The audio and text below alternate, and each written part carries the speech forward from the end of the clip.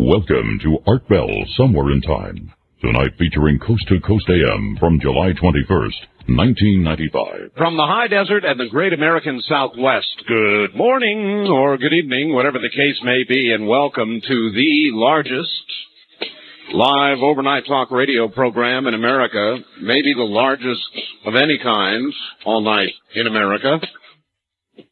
192 affiliates strong and getting ready to get stronger. We'll be hitting that 200 mark soon. Hi, everybody. This is Coast to Coast AM.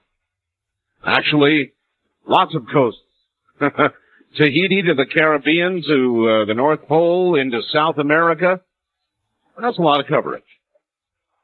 And that's the extent of about how much I try to think about it. All right, it's Friday night, Saturday morning, so anything goes. You guys name it, we'll do it. I do have a few thoughts on a few things. Bosnia, of course, remains in the top of the news, and they had a big meeting in London yesterday. And so tonight, yet we have another threat from NATO. Earlier in the day, NATO met in Europe. Actually, NATO and the Russians, and they were there. When the meeting ended, President Clinton trotted out and said the NATO partners had reached agreement. And then right behind him came the Russian representative who said, wrong, they had not agreed. Now, I guess the president meant everybody but Russia, you see, agreed. Now, the Russians more or less on the side of the Serbs, so they're not agreeing to heavy airstrikes against the Serbs. NATO's threat is the latest. This is NATO threat number 94. Actually, I don't know if that's true, but, there's been a lot of them. Leave the last safe haven, Gorazda, alone, or else. The or else would appear to be a bombing campaign. The U.S. wants, despite Russian objectives, and to be fair, the French and the British also are going along with us. The Bosnian Muslims say, not enough. And can you blame them? We've promised more or less protection for them, named the safe havens, and now we are down to one safe haven. They're not even going to call Sarajevo a safe haven. The Serbs are openly defying, of course, the latest threat, saying, well, look, we can open two fronts if we need to, one against the continuing one, actually, against the Muslims, and the international community will not be a problem. So we can open two fronts. At any rate, the meeting in London arguably was not a success. Americans had wanted complete agreement. They didn't get it. The intensity of the airstrikes and the scope, in other words, they're going to be limited to Gorazda, not to include Sarajevo. So the threat now is, don't you take this last safe area. Yes, we know you've taken all the others, but don't you take this one. If you do, we're going to bomb. So the Allies, NATO, will now send a messenger to the Serbs with the latest threat, which they no doubt will put on a pile of previous threats. The Allies will meet tomorrow to act on the threat. Now, our president said, boy, it was a really good deal. This was a good meeting. And that attacks could actually begin as soon as tomorrow. Soon to be today. As a matter of fact, they issued some sort of statement about it's going to be bad news for them. If they begin massing to attack Gorazda, bad news, we're going to really hit them hard. Bob Dole's comment on the meeting was, quote, it seems the London meeting was a disappointment. Another dazzling display of ducking the problem, end quote. Oh, my. Administration officials say this is different than previous warnings, but they do admit that it's going to be lights out for the UN if this fails. Now, you'd think a statement like that would really encourage the Serbs. In other words, we're going to make one last try at protecting a safe area. But if it fails, that's it. Boy, the UN's out. Now, where does that serve up the motivation to the Serbs? Anyway, what do you think the UN will do? Will they indeed strike? Will the strikes be effective? Will the Serbs shake and rattle when they get this warning? When the little UN messenger, probably in a little blue UN helmet, runs in with this latest threat. Actually, the threat, frankly, is more from NATO than it is from... As a matter of fact, a lot of the UN is being cut out now. NATO is not happy with the UN, and can you blame them? Who is? Anyway, they're trying to get UN personnel the hell out of the way. So if the bombing does begin, if, I said, they won't be able to take blue-helmeted people and chain them to targets. So that is the present sad state of affairs. I thought that the Dateline, I think it was Dateline NBC program earlier tonight, had a story worthy of our discussion. There was a crime in California, a terrible crime. A man was running a gun store. I think he was 58 years old, and that was his business. And he had a wife and family, and his business was a gun store. Well, a couple of little black kids, well, one a kid, one an adult, teen, came in, and they were intent on robbing the guy. You know, they ended up beating him to death, took a pipe, and just beat this guy to death. The bad guys, kids, whatever, one adult, got life in jail, no possibility of parole. The other one, a juvenile, got the max sentence, basically to be held in juvenile custody until he's 21 years of age. The surviving widow is in desperate financial straits. She is going to probably lose the house and has already lost her husband, and they showed a court scene where she said, you know, here was my husband, showed a big portrait picture of him, and said, here he is now, and threw a box of ashes. This was, you know, at the sentencing, and threw a box of ashes down on the table. Anyway, the widow is now suing the parents of both families, of the juvenile and of the adult, in prison for life. She will receive some help from California's victim fund, but she's going beyond that, and she's suing the parents of both families. They say, not fair, we didn't do it, it was our child, it's going to ruin us. We'll lose our house, we'll lose everything we've got. She got a $250,000 judgment from one of the kids.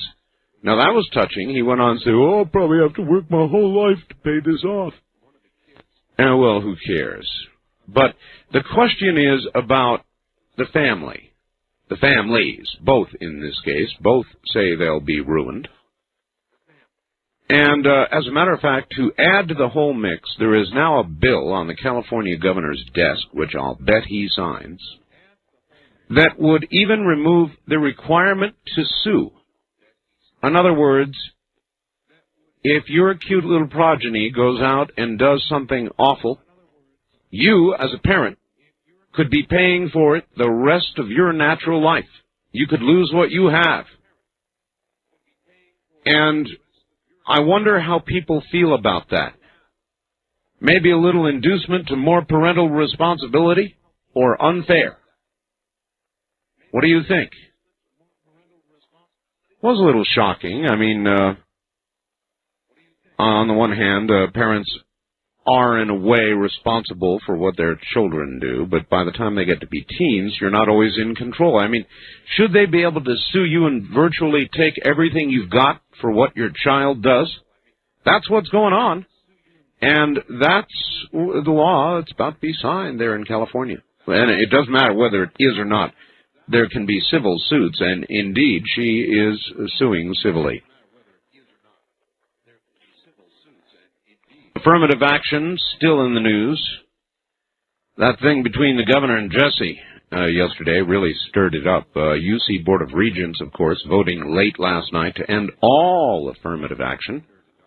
What will the loss of race and gender preference mean? Well, about half of this year's class was chosen because of gender or race. Jesse Jackson, in kind of a funk about the whole thing, said, "Why America's educational system has been hijacked." So do you think the UC Board of Regents did the right thing? I do. Affirmative action either is or isn't. The president, of course, the other day saying that we shouldn't end it, we should mend it. Now, that's silliness. Because you either have affirmative action or you don't. And affirmative action to me has to mean preferences, racism, quotas, some yardstick by which to measure whether you are affirmatively acting. Right? There must be a yardstick to determine if there is action going on. That's why they call it affirmative action. So that's still a big firestorm going on. Very little news coming out of the Waco trial. All I can give you tonight is that yesterday, Lloyd Bentsen, the former Treasury Secretary, you'll recall, during the Waco days, had to go in front of the committee and admit very poor coordination. In fact, imagine this. Lloyd Bentsen said he wasn't even told of the initial attack on the compound until hours after it was well underway. The Secretary of the Treasury, the boss of the ATF, wasn't told the raid was even underway until several hours after it was going. Do you believe that? I'm not so sure I believe that. And any more than I really believed that George Bush had very, quote, minimal information on Iran-Contra. Come on. Sure he did. He was an old CIA guy. He knew what was going on. And old Lloyd Bentsen, he must have known about the attack on Waco, too. But he went in front of the committee yesterday and said he didn't even know about it. Not me. Not until just hours after it was underway. Poor communication. Some rather startling new allegations on the Good Old Boys Picnic, the ATF annual get-together. These latest allegations are of rape and drug use, at a BATF picnic. Okay.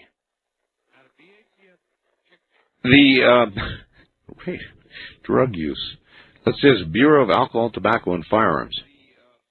And I guess they had all of them there, huh? Alcohol, tobacco, firearms, and maybe a little bit of fodder for the DEA guys. Amazing story, isn't it? Sad but amazing. Spending cuts. The Senate has passed the $16 billion in spending cuts. But you recall the president balked, and so now they have added $7 billion in new spending. Interesting. Mostly California disaster relief. The president says he'll probably sign this one. So you cut 16, you add 7, then you make the president happy, and he signs the bill. Okay.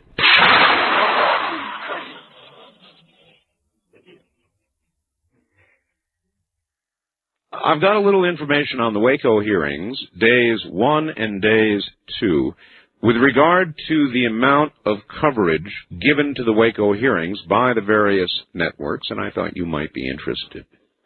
ABC had 2 stories, average length 4 minutes and 45 seconds in total. CBS had 2 stories, 4 minutes 30 seconds. NBC had 2 stories, 3 minutes 40 seconds. And PBS had 4 stories, 15 minutes and 30 seconds. The New York Times devoted 5 stories, the Washington Post 5, USA Today 5. The top issues so far, with regard to the press, this is what will get you.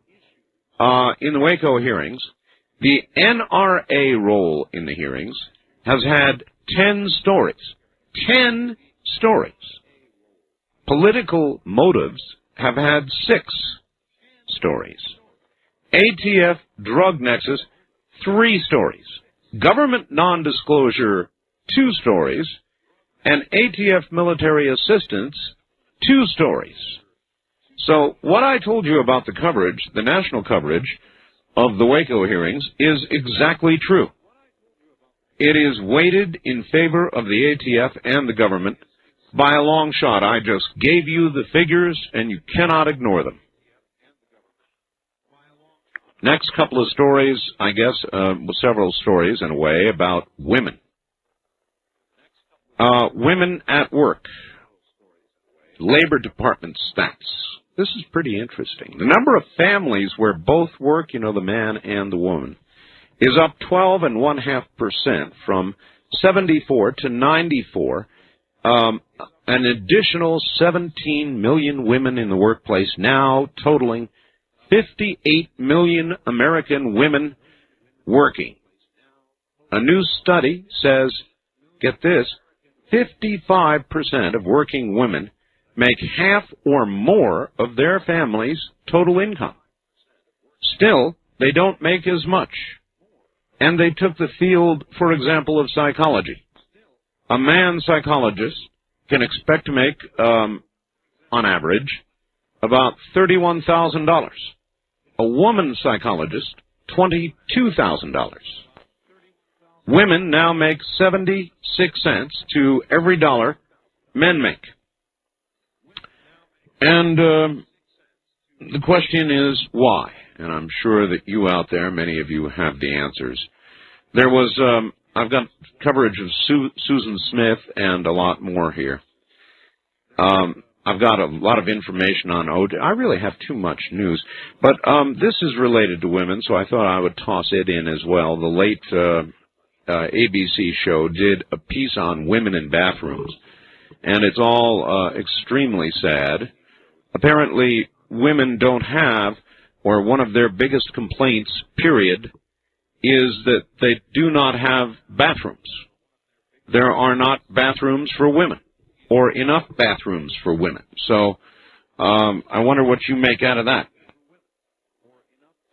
Not enough bathrooms for women. They showed long, long lines for women. And women were complaining bitterly that going to events, movies and stage shows, and wherever it is that women go, there are not enough women. Moreover, it takes them more time in the bathroom. Now, all of this may seem silly, but some women are getting so incensed, and in a hurry, that they're marching into men's rooms, which they say are empty or nearly empty. And it's a real horror. I mean, I would be horrified to be the one guy in a men's room and have a troop of ladies, or a lady or a troop of ladies, come marching in, demanding to be able to use the facility alongside myself. That would bother me. So I wonder if it would bother you. Anyway, that's a little more news on women, and women out there may wish to confirm it and say, yes, it is true art, or it's a bunch of baloney, and they were just doing a kind of a story that looks interesting. I have a feeling, kind of a sneaky suspicion, that it's probably true. Susan Smith. New details. The final hours, the final days before she killed her children. First, apparently, we found out, she was trying to drive off a bridge with her children. In other words, she was going to commit suicide with her children. But one of her children began to cry, so she kept going, went on to the lake, where she first released the parking brake, was going to drown herself, then pulled it back again, what they say, then released it again, then jumped out of the car. They say they're trying to argue the motive was suicide. They said Susan was dispensing sex to her husband, ex, her stepfather, her boss, and her boss's son. That she thought of suicide every day. And, of course, the only question left for Susan is whether she lives or dies. That's really, frankly, about it. Whether she lives or dies. That's it. All right, folks. We break here at the bottom of the hour. And we prepare. Friday night, Saturday morning, two-way talk next. From the high desert, good morning, everybody, and welcome back.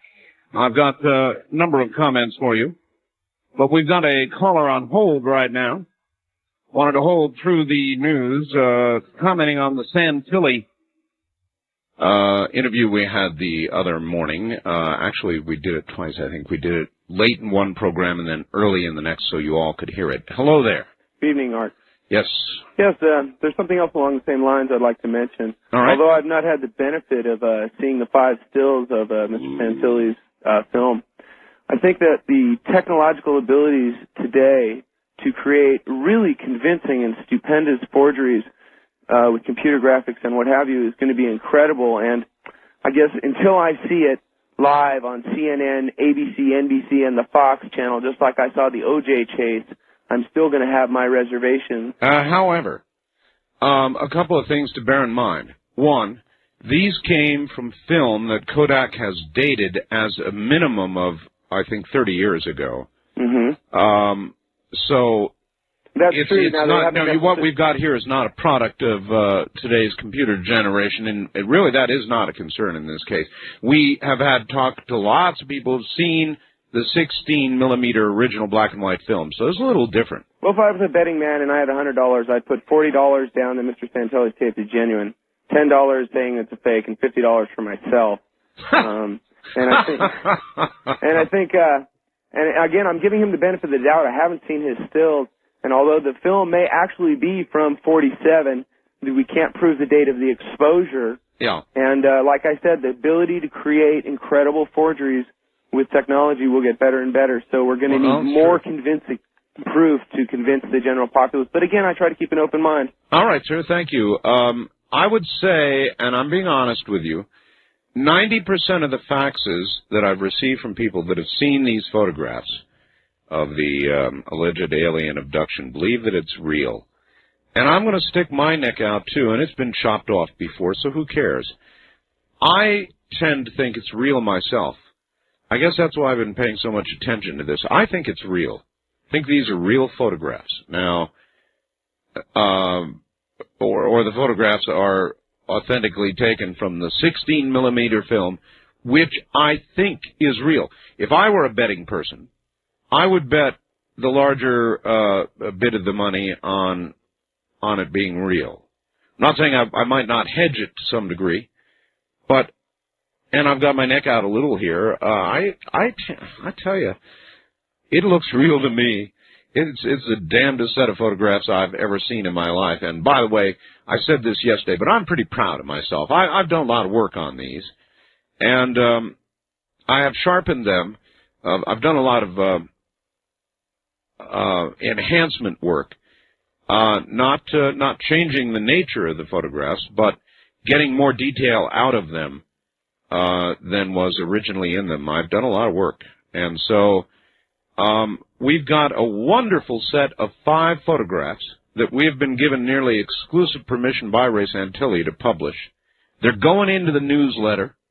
The newsletter is going to be going out and will hit your house fully 2 or 3 weeks before the national release. So we've got some pretty hot stuff here. Art, I can't believe it. Racist cops on dope? Well, he's referring to the story that the ATF racist picnic. Allegations now of rape, and drug use. Anyway, he says, Art, I can't believe it. Racist cops on dope. In America? I've had my suspicions, but now it's on TV, so it must be true. I think I'll go shoot myself. Signed, Stu. And this from Kathy. Dear Art, women have long been viewed as objects to be used by society. Yes, women take advantage of women, too. Of course, they not only are expected to be satisfied for less pay, but they often don't fight for the inequity. It's not only how men see us, it's how we see ourselves, and therefore pass the pattern on to our children. It's important to realize also that the income women bring in is often not necessary for basic survival of the family, but goes to support the excessive lifestyle that our current standard of living idealizes. How else would we be able to afford the luxuries we enjoy that are hedonistic by comparison with much of the rest of the world, and even with ourselves 20 years ago? Kathy, of course, has a very, very good point. And we've been talking about the weather, and I've got a good fax on it that argues with what the last caller from Minnesota said. She said, the weather's no different. Yes, it is, and I'll read you this fax in a moment. Wildcard line, you're on the air. Good morning, Art from Kogo Land. Hello. Hey, I would be, the stuff about women using men's bathrooms. Yeah. I might be a little concerned if somebody like Betty Friedan or Bella Abzug walked in and was standing next to me using the urinal the same way I do. Yeah, well, I'm glad you're humored by all of this. I'm not. I think that if a woman came traipsing into the men's room while I was there, I would scream.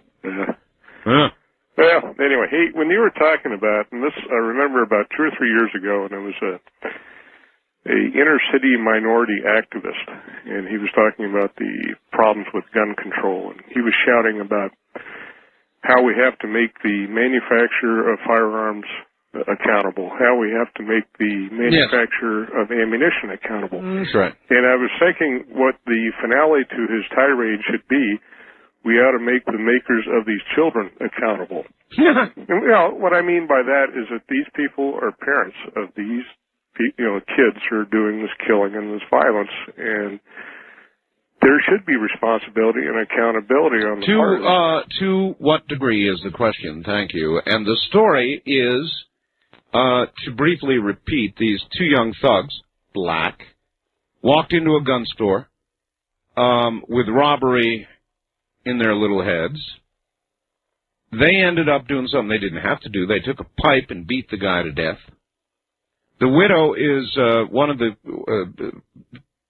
kids, punks, was given life in prison because he was over the juvenile age. The other was a juvenile, be held until he's 21. But that's not the story in America anymore, because that's commonplace. Punks beat somebody to death, that's commonplace. What is not commonplace is that the surviving widow of this man has decided to sue the families of the children for everything they've done. And she's doing it. And there is a bill that would allow it to be done in California on the governor's desk right now, even going beyond allowing a civil suit, almost mandating that it occur. Go after the parents. And I wonder how you all feel about that. A little bit scary on the one hand. You can argue, well then, yes, the parents ought to be responsible. It is their prodigy. They created this child. They shaped and molded this child. Or you might argue, despite the best efforts of some parents, the children will go out and commit crimes. And therefore the parents ought not be responsible for the sins of their offspring. I don't know. What do you think? Wildcard line, you're on the air. Hello, Art. Hello. Yes, are you familiar with Revelations in the Bible? The Bible. Let's see, I've heard of that. Revelations. Yes, I've heard of that. Oh, Okay. Did it ever occur to anybody that the quickening happens to have a lot to do with revelation? Oh, I guess it's brushed our minds. Okay. Well, with this quickening, there's a lot of things going on across the earth. The weather's just one of them. It is, but listen to this, and here is a fact. Dear Art, I have never been able to say this word. Weather stats don't lie. Meteorological. That's how it should be said. I have been working on a presentation, which I'll be putting, blah, blah, blah, blah, on somebody else's show. Well, who cares? As I've mentioned to you before, a book called The Survival of Civilization warned that as this interglacial cycle closed, it would be heralded by over 300 years' time of increased wind speeds, increased tornado activity, downbursts, severe cold, intense heat, hail, torrential rains, and flooding. He's tried to call me, he says, many times, but without success. So, I had a caller, or a faxer from Wisconsin, who said, basically, Art, we live in Eau Claire, Wisconsin, 70 miles east of the Twin Cities. We're watching an hour-long weather special being broadcast on WCCO TV, reporting unprecedented tornado and thunderstorm activity in the Twin Cities area. Began around 5:30 this evening, and the storms just continue to redevelop. They have interviewed pilots on the air who say they've never seen anything like it before this far north. And on and on and on. And apparently they're in the middle of them right now, and it is my observation the weather is changing. Or we're just having a very bad year, but I think arguably it is changing. It is becoming more severe. The weather, along with everything else, is going through a bit of a quickening.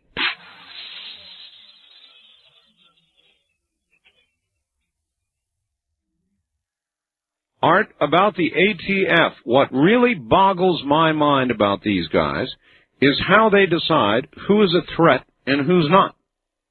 They claim that weapons in the hands of people like Randy Weaver and David Koresh is somehow a huge threat. Yet gangs in this country seem to have the run of the streets. Koresh and Weaver hadn't done anything yet to anybody. They simply wanted to be left alone. Yet gangs kill people every day, innocent people. Where is the ATF on this issue? Why aren't they beating down the doors of crack houses and confiscating illegal weapons held there, weapons which kill children, police, and anybody who happens to get in their way? And as far as the 14-year-old girl's testimony about being molested, though her testimony sounds genuine, isn't it convenient that David Koresh is not alive to defend himself?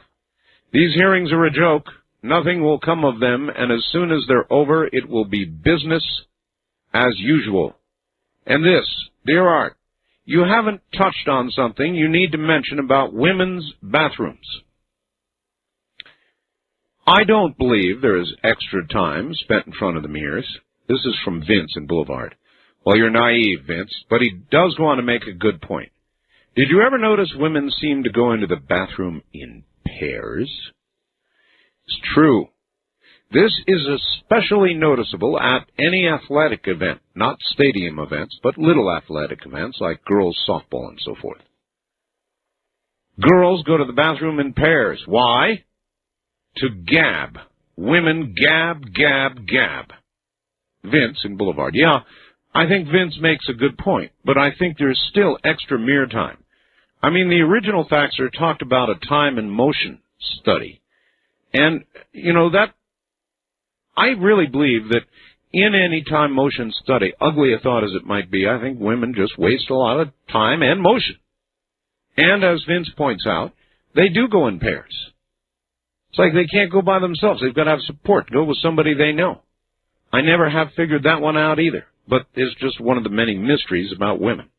Maybe some woman would like to call and explain or even try to explain why women use the restroom in pairs, why it's important for one. In fact, they'll ask each other, "You ready to go?" "Well, yeah, let's go." And up together they go, and they go.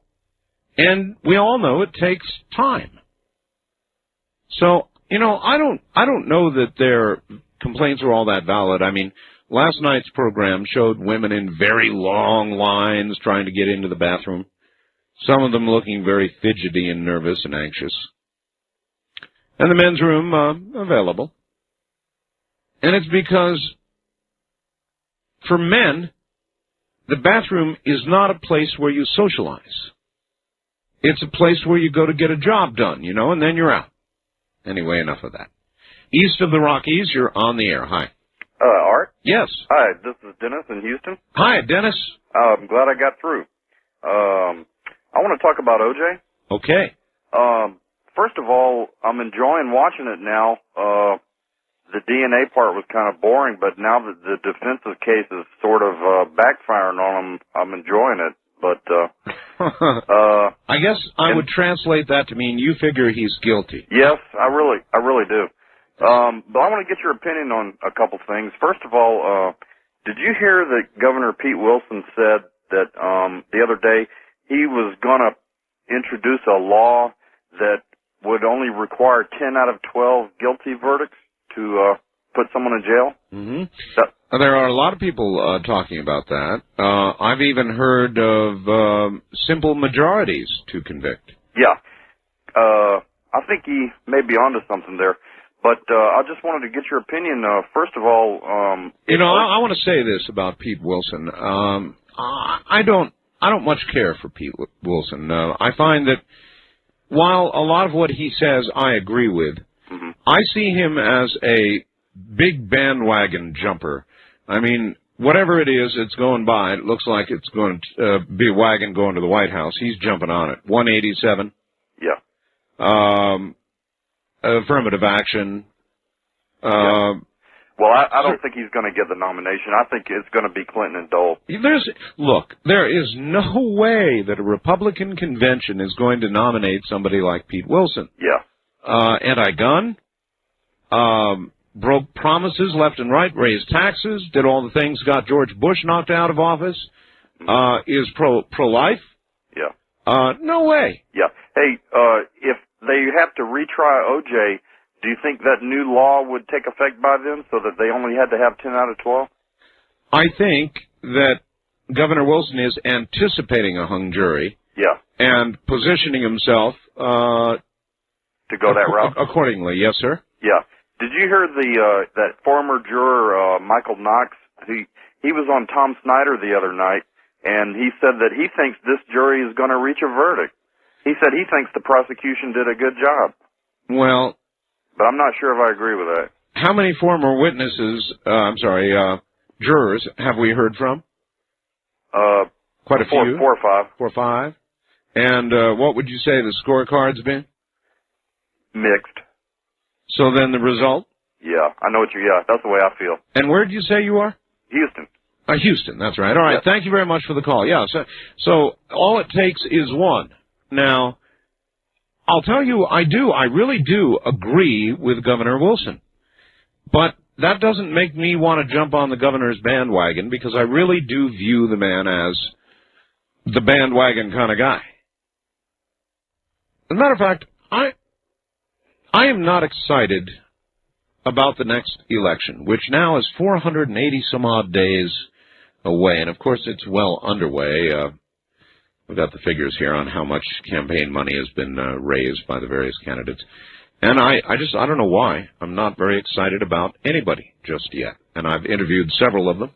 I will interview several more of them. I would love to interview President Clinton, actually. Wonder if I could do that. He probably wouldn't come on the show, huh? I guess he doesn't like to put himself, or maybe he would, in a position where he gets some hard questions. I mean, really hard questions. Because I could ask him. I've got a lot of questions I could ask this. Maybe I ought to try. I haven't even tried. Haven't even really thought about it till now.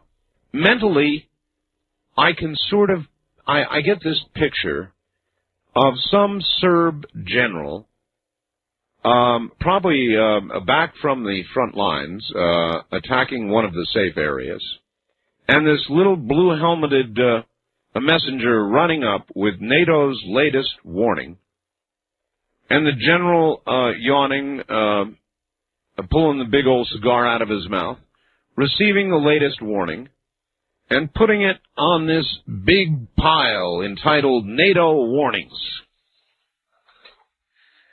That's I guess, a little cynical, isn't it? Cynical. But I bet it's close to the truth. So once again, we've warned you, attack Garajda, and we're coming from the air big time. Do you believe us? You're listening to Art Bell Somewhere in Time. Tonight featuring a replay of Coast to Coast AM from July 21st, 1995. Facts on Susan Smith. In regard to Susan Smith, the question of her guilt because of insanity is not even relevant. A mother who murders her own children by strapping them in a car and rolling it into a lake is obviously insane. No. The question everyone should ask is, did she know right from wrong? I believe she did. Why? Because she had an alibi and a story already made up. This also shows premeditation. Looks like a clear case of first-degree murder to me. And this, concerning Susan Smith, she was no more crazy when she killed her kids, as are most people who kill during crimes of passion. Well, you know what? I agree with that. I absolutely do agree with that. But a crime of passion is generally considered to be a mitigating circumstance, isn't it? And then this facts. Hey, Art, how come you said the kids in the shooting, it wasn't shooting actually, it was a beating, how come you said they were black kids? It's very racist to mention that they were African American community members. How do you know that the old white man didn't make them do it? Maybe he said racist things and tried to shoot them or something. Well, actually, sir, the words were the kids came into the gun shop to rob the white guy. Says you shouldn't talk about race when you talk about crime. That's Howard in Oakland, where there's a lot of crime. A lot of it black, too. See, Howard, that's why I mention it, because it's true. It's not true to mention... not racist to mention that they were black. I saw them on TV, so I saw they were black. And it's not racist. It's just simply true. The black community is well aware of it. And white kids, when they commit crimes, are mentioned also as white, many if not most times. Art, we live in Eau Claire, Wisconsin, 30 miles east of the Twin Cities. We're watching an hour-long, at least I think, weather special being broadcast on WCCO-TV that is reporting unprecedented tornado and thunderstorm activity in Twin Cities in our area. Started around 5:30 this evening, and the storms just continue to redevelop. They have interviewed pilots who have never seen anything like this before, this far north. The storms are slow-moving and just constantly redevelop. We'll be tuning you in at about 1 a.m., at which time the storms are predicted to be in our area. P.S. We used to listen to you on KEX. Portland, moved west central Wisconsin, picked you up a while on WOAI, yeah, all the way from San Antonio, then WTMJ in Milwaukee, and wonderfully now from KSTP in Minneapolis, St. Paul. Well, let me tell you something. Our network took some hits earlier tonight up in the Oregon area. They have vicious storms going on. Hail, lightning. The weather continues to be a very, very big story. And something's going on with the weather. I don't care. I'm saying it. I'm not shying away from it. Something's going on. Like with the geologic activity, which, by the way, I also want to mention, it's been very quiet, nervously quiet, up in Northern California for too long now. And that's all I'll say about that. The weather, though, something's wrong with the weather. really wrong. So I agree with the faxer from Wisconsin. And they had it so bad up at the network, we uplink on what's called KU band. Actually, we downlink on C-band, uplink on KU band. KU band is very high frequency, and it is affected when you have a density of rain. They had marble-size raindrops, I'm told, to the degree the network could not get its signal up to satellite. It simply could not get through the density of the raindrops. Something's going on with the weather. So, I've got more, but I will hold it. Are you ready? East of the Rockies, you're first up this morning on the air. Hi. Hi. Art Bell? Yes. Turn your radio off and tell us where you are. I am in Kenosha, Wisconsin. Kenosha. Hi. Yes, and I have lived in northern Wisconsin, and this weather is not unusual. It's not unusual. No. Even after what you heard that lady from Wisconsin say in the fax here. Yes. So you get lots of big storms like that up in Wisconsin. Yes, in fact, it's been unusual weather because we don't have the tons of snow and everything up north. Yeah. Well, this lady had words from pilots who said they'd never seen anything like it. No, actually, I don't think it's unusual. I lived in an area where we were between two hills, and they always said if a tornado came through there, it'd wipe out the whole area. And they had a couple touchdowns here and there, but I don't think it's unusual. But what I wanted to call you about tonight is, did you see 2020? Which part? About the Mexicans getting all kinds of aid from the United States and being able to cross over the border, pick up their checks. No, but I'm very well familiar with the story. That made me ill. Well, that's, ma'am, there's just not news. That's been going on for a long time. Sure, they can do all kinds of things. They can cross the border and have their baby, and as long as that baby is born on U.S. soil, and my understanding is that at L.A. County Hospital, about 65% of all live births are to illegal aliens. 65%. They then are automatically American citizens, entitled to everything a citizen can get. Moreover, when they get to be 21, they can bring mom and dad and sisters, brothers, grandfathers into the U.S.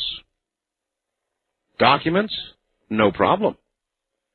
$150, and you can be documented 6 ways from Sunday, matter of fact. West of the Rockies, whoops, you would have been on the air. Wildcard line, you're on the air. Good morning. Hello? Is this Art Bell? Well, I can barely hear you. Art Bell? Yes, that's me. Okay, Art? Yes. Hold on. All right, well, I'm going to give you about 5 seconds to get that radio turned off, sir. Okay, yeah. Okay, can you hear me now? Yes, where are you? I'm in Missouri. Missouri, okay. Yeah, I just wanted to say... Okay, you still got your radio on, sir. Oh, hold on. No, I don't think so. Sorry about that. We'll serve it up once, and I'll wait once, but not twice. When you get on the air, turn your radio off. I know it makes me seem like a cruel, ruthless dictator, but I guess I am. That's the way it's going to be. Turn your radio off. And so if I say turn the radio off, and you say okay, and I wait, and then the radio's still on again, and you have to turn it down twice, I mean, you must have a very unusual radio. That volume must just jump right back up by itself. First-time caller line, you're on the air. Hello. Oh, my God, I'm on the air. I've been calling forever and cannot ever get through. Springfield, Illinois, my name's Eric. So it's not true, Eric, because here you are. Yes. About those boys that beat that man to death. Yes. I think they ought to take their parents, put them in jail with the kids forever. Take the parents' belongings. If there's grandparents alive, put them in jail, too, and take their belongings, too. I've never seen anything so sick in my entire life. a robbery's bad enough, but beating some old man to death with a iron pipe, I don't care what their race and here is. this guy calls up and says it's racist to observe that they were black kids. Yeah. And probably he said something to encourage all of this, to get himself killed. He probably insulted them or made a racist slur or something. Something he's got no basis of evidence for whatsoever, but he said it. Absolutely. It reminds me of like when the Dahmer thing was going on. Yeah. There was some guy going around saying Dahmer was a racist. I mean, the guy, he ate like 17 people, and they're worried about that he was a racist. Yeah. Good evening. Good evening to you, sir. Yeah, I remember that. Actually, I think that he gobbled people of both races. My recollection. Both races. First time caller line. You're on the air. Hello. Hi, my name is Pat, and I'm from San Diego. Hi, Pat. Hi, I'm a huge fan of the show. I've been listening for a long time, and something you said tonight when I was driving home from my friend's house reminded me of something. I grew up in Alaska and lived through a lot of the earthquakes, the major one that hit up there, and ever since I went through that experience, I was real young when it happened, but I mean, it would be really strange, like I'd sense like an earthquake or Sure. Something happening, and then it would happen. And it's really funny, something you said about, Northern California being really quiet, and, what you were saying about that. Yeah, I think that not good. In other words, the little quakes, I think, relieve the strain, and when you don't have one for a long time, it's time to start worrying. Yeah, I know. Well, what I was going to tell you is the other night I was outside. It was an extraordinarily quiet night, and the stars were out and everything, and I was thinking to myself, I just had that sense that, it's at some coming. point. Yeah. With your feeling about earthquakes, I suppose it is incumbent on me to ask you, what made you go to California? That's a fair question. Mm-hmm. Well, actually, I lived in Anchorage for 12 years after that major one hit, and then, I went into the military, after that, and I ended up in Southern California because I was sent here by the military, but I decided to stay in San Diego because I fell in love with my husband, and, I decided to blow off the fear of the earthquakes, but I, at the same time, knew that was part of the package deal. That's fact, yes. Well, San Diego is perhaps not as much at risk as north of the area. Yeah, I agree with you, but I was just thinking how, I don't know, I've just been listening to the show for the last year, and I just identified with, I've heard other callers call in and mention that, something's going to be happening, and I had a real strong sense that I don't think necessarily San Diego per se, but it's been a long time since 1989, that really bad one hit Northern Cal, and I don't know. Well, I've got a strong sense that something's about to come. I've got to run. Thanks a million. Thank you. You take care. That's San Diego, and I've had this sense for a while now, sort of a pending sense of something. I don't know what it is, geological, weather, whatever, but something's on the way. Mother Nature's raising her hand, perhaps metaphorically in the way my wife finally came in and raised that fly swatter.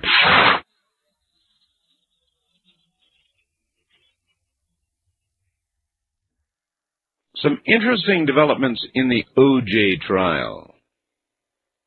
O.J. Simpson's attorneys now say they expect to wrap up their case in about a week and a half. Now, this comes from court transcripts released Friday in the former football star's double murder trial. It was from a sidebar conference. And I guess, I'm telling you, he said, Johnny Cochran, I'm going to finish in a week and a half. Now, he told the judge that. Now, here's the thing you're going to want to watch for. According to Los Angeles television station, KCAL, Simpson's lawyers have hired a woman defense attorney to play the part of prosecutor Marcia Clark and to put the defendant through a mock cross-examination.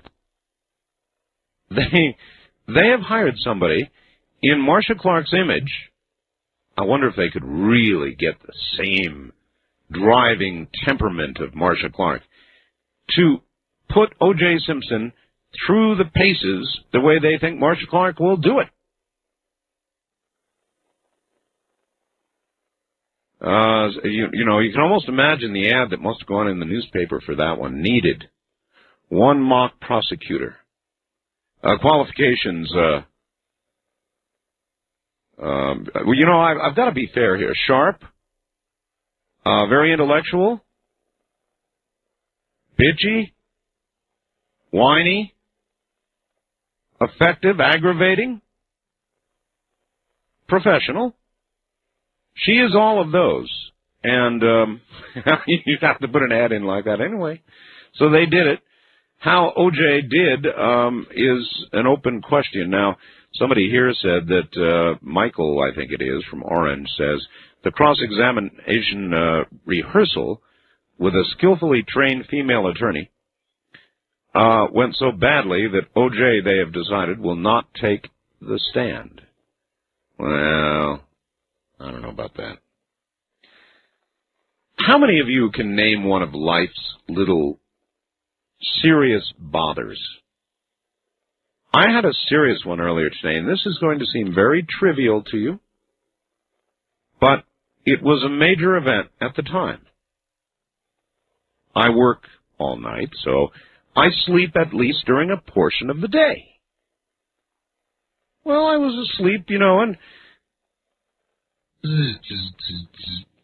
little fly lands on me. And you know how it is when you're asleep, but not asleep, and you're just awakened, and you feel the fly, and you go, you whistle. I swatted him away. I suffered with this fly. It's hard to know, to measure time, but it seems like an hour. I'd whisk him away. A couple times I even hid under the covers, but then, of course, got too hot. So I came back out again. He was waiting for me. He'd land on my forehead.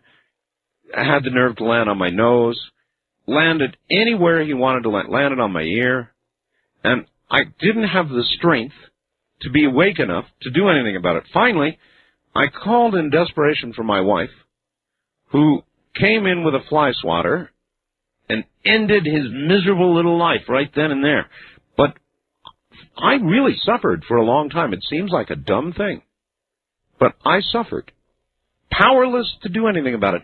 Powerless to, get angry enough or be awake enough to do anything about it. And this little fly tortured me for what seemed like hours.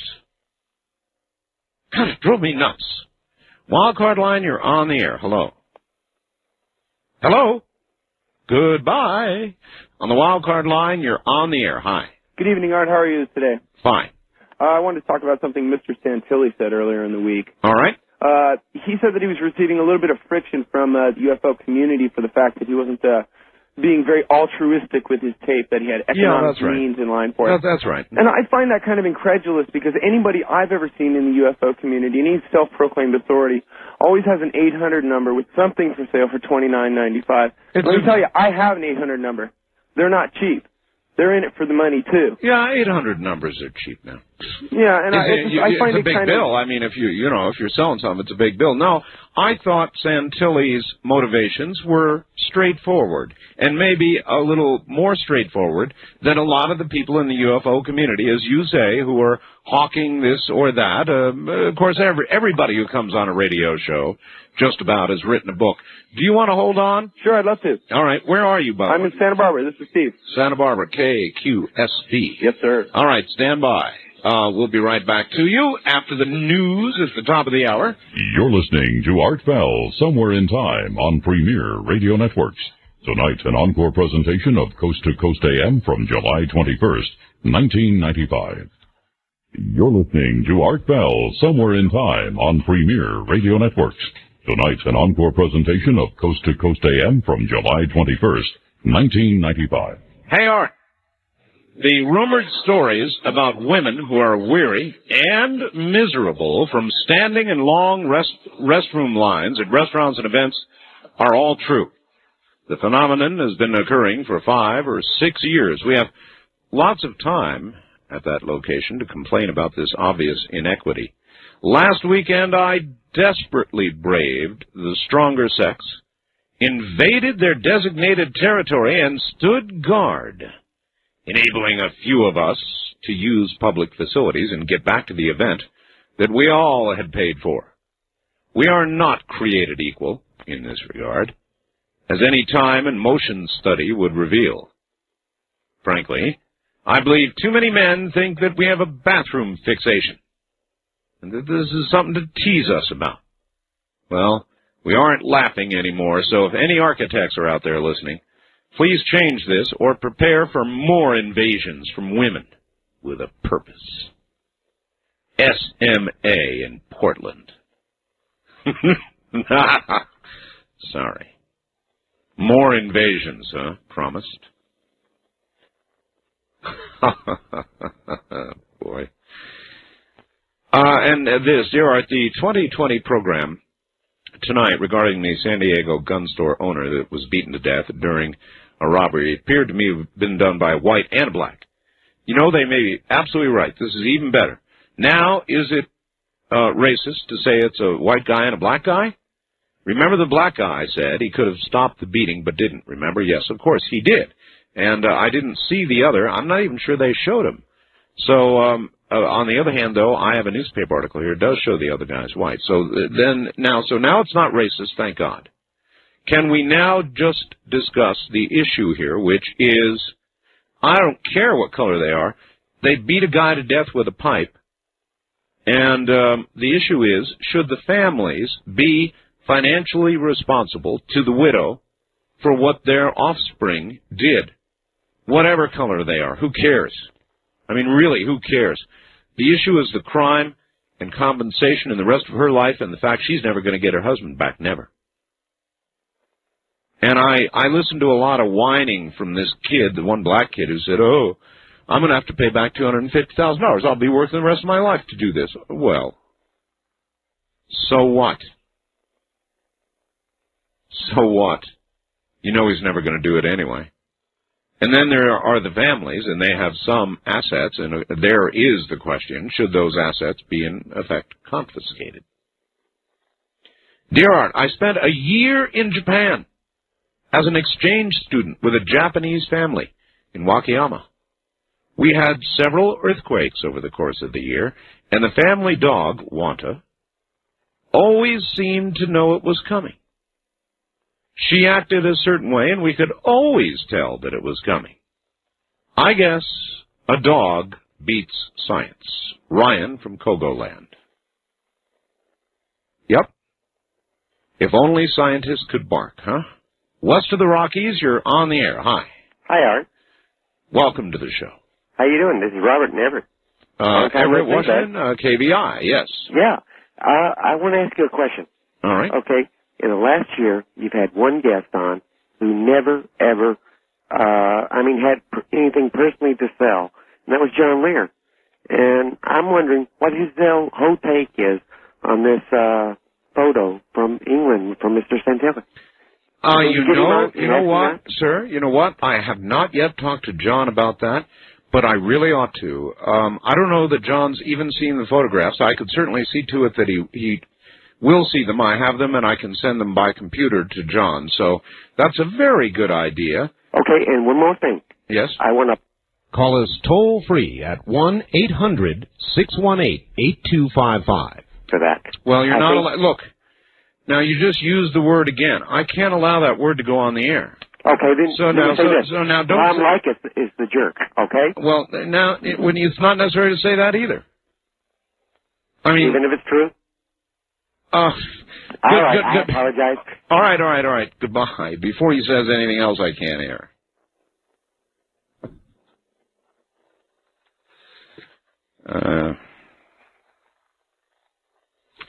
I've got I'm going to hold. I think I'm going to just hold this. It'll start too much trouble.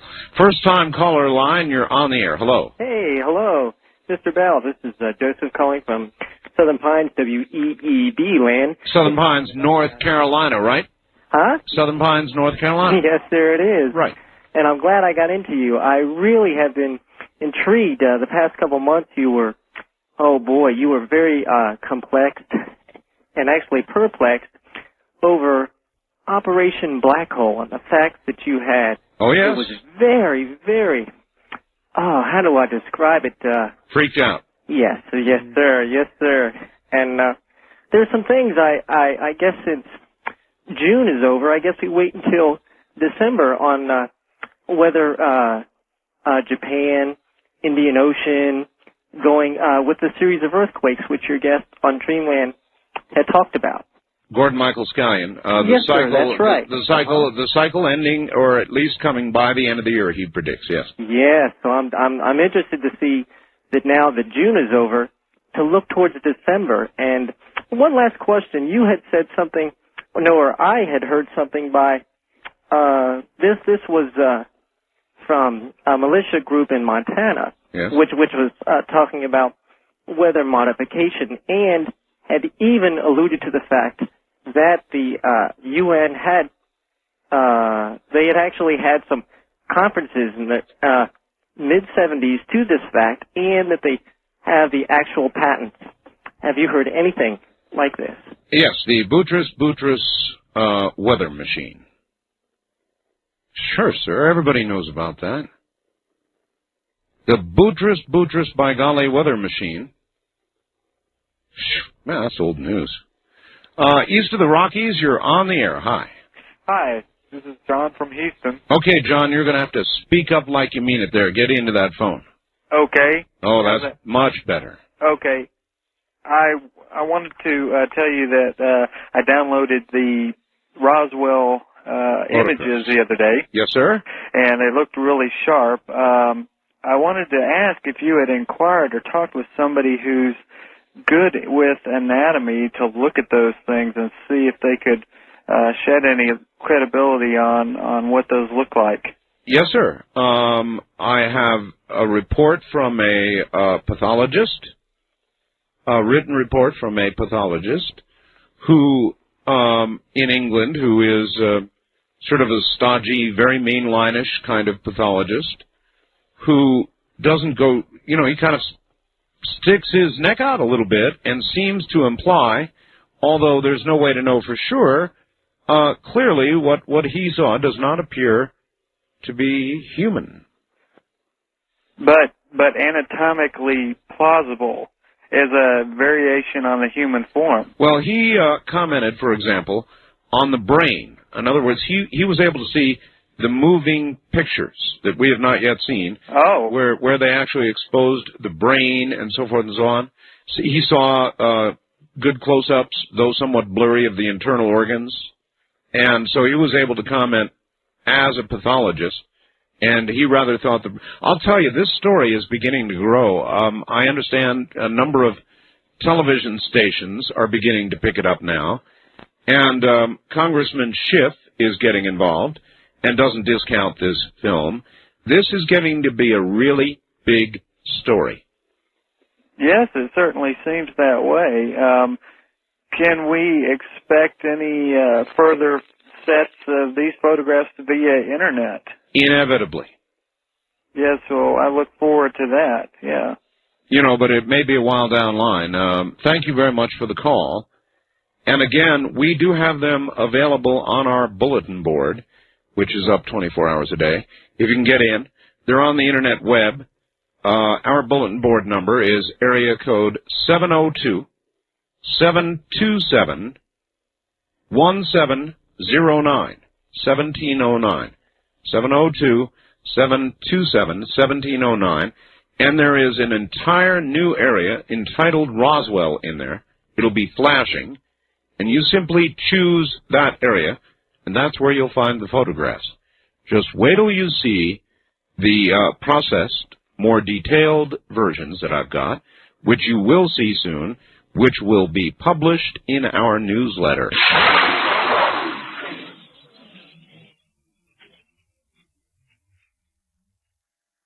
All right. Back to the phones we go. Wildcard line, you're on the air. Hello. Wow, Plan B worked. Plan B worked. Yes, indeed. Hi, this is Mediana in Portland. I usually call you on West of the Rockies, but I thought, what the heck? That's true. I've got a comment about just about everything that you've brought up, but I'll synthesize it. All right. I was wondering if you were possibly open to opening up the alien line tonight. The alien line. Alien line, yeah. You do that on Fridays sometimes. Sometimes. I'll mull it over. Well, for two reasons. After that Serbian gentleman faxed you, I was thinking, and I remembered some prophecy that I had read about a month ago, and it was from, actually, it was a Serbian shepherd at the turn of the century, and it's quite well known in Serbia. Each household has one. He predicted they would ultimately lose, but it would take a while. And he also predicted World War III. Being largely an air war, and that after whoever survived, it would be a period of peace where, how did he put it, people would no longer remember their birthday. That people would live that long, and that kind of rang a bell with what some of the other people had said. And also, I kind of just, for humanity's sake, I want to know if if there's an old Croatian proverb that you can't sit in God's eye, too often. So I just want to know if anybody in the cosmos noticed the, courageous people of Sarajevo and if it mattered to anyone. And on another topic, I wanted to plug Dr. Goldberg. I don't know if you remember having him on, but... Of course, I've had Dr. Bruce Goldberg on many times. Yeah. Well, I ordered some of his tapes that I was interested in, and people may not be interested in the subject, but one of them happened to be blank, the one I was interested in, and I called him the next day and left a message, and he was really sweet. He called me right back, and he sent me a replacement, and even sent me something extra.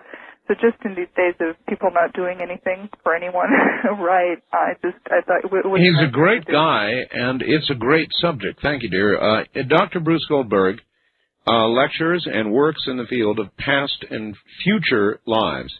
I'm particularly intrigued at the concept of future lives. Obviously, reincarnation. Or a form of reincarnation, or just the way he happens to believe things are. And they have indeed progressed people into future lives. Pretty freaky, huh? Do you ever wonder whether we're really in control, or just playing some great preordained play here on Earth? That while we think we have free will and free choice, all is actually preordained. And it is only our perception that we are following by choice a certain path. Don't think about that too hard. It'll drive you to the edge of madness. West of the Rockies, you're on the air. Hi. Howdy. Hello. Art, this is Bill in Reddy. Yes, sir. And you guys were talking about affirmative action yesterday. Indeed we were. Can you define affirmative action? Yes, I can.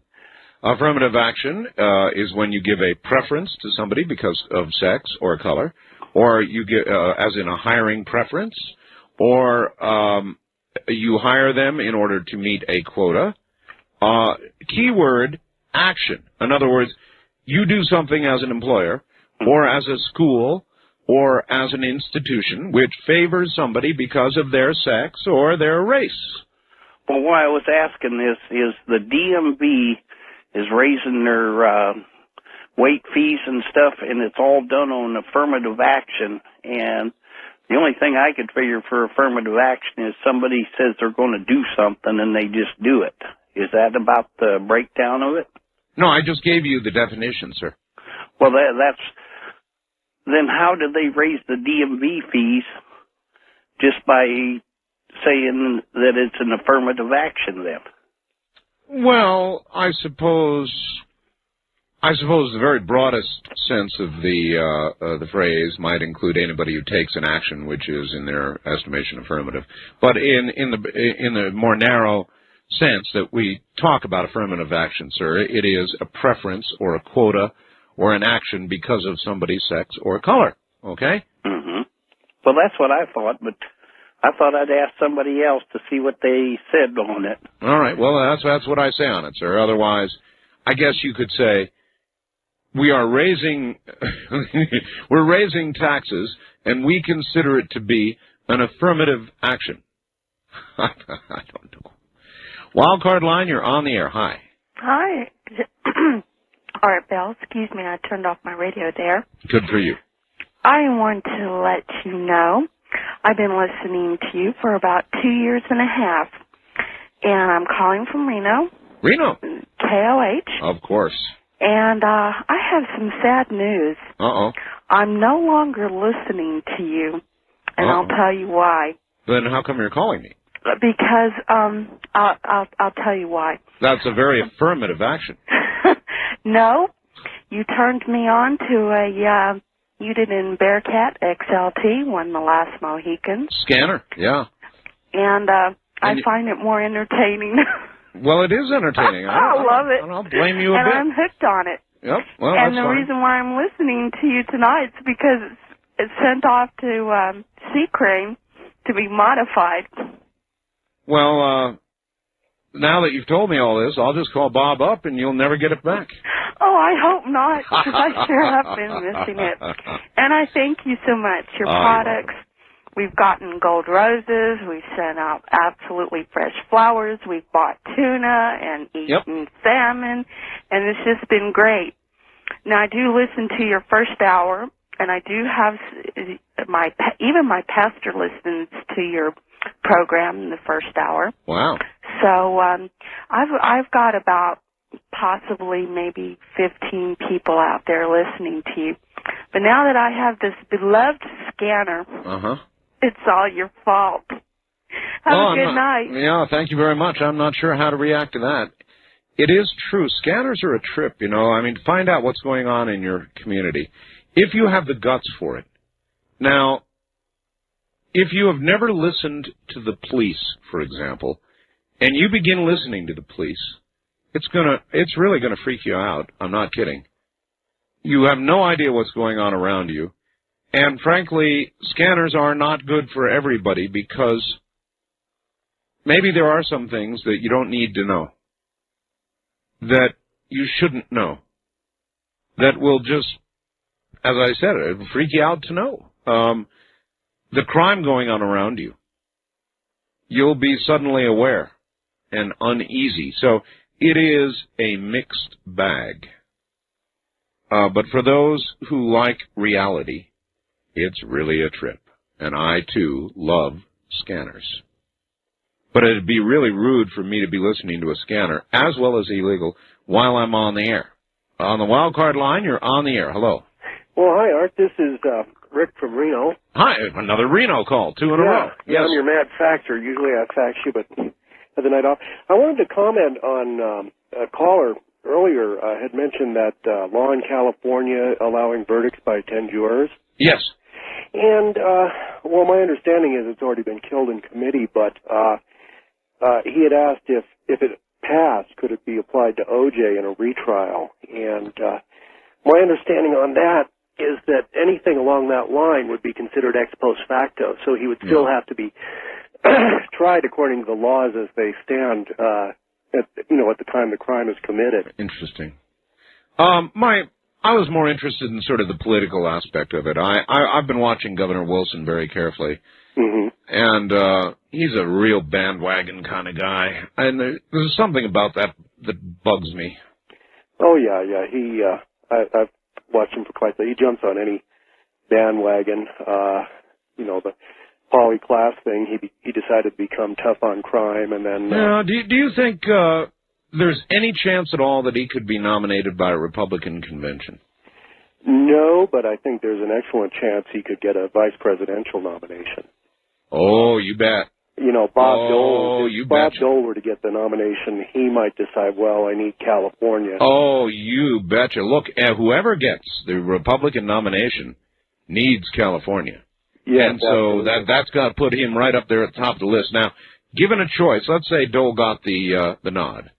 Given a choice between Governor Wilson and Colin Powell. Yeah. That'd be a hard choice. Well, no, it's a no-brainer. It's Colin Powell, but I don't think he's interested.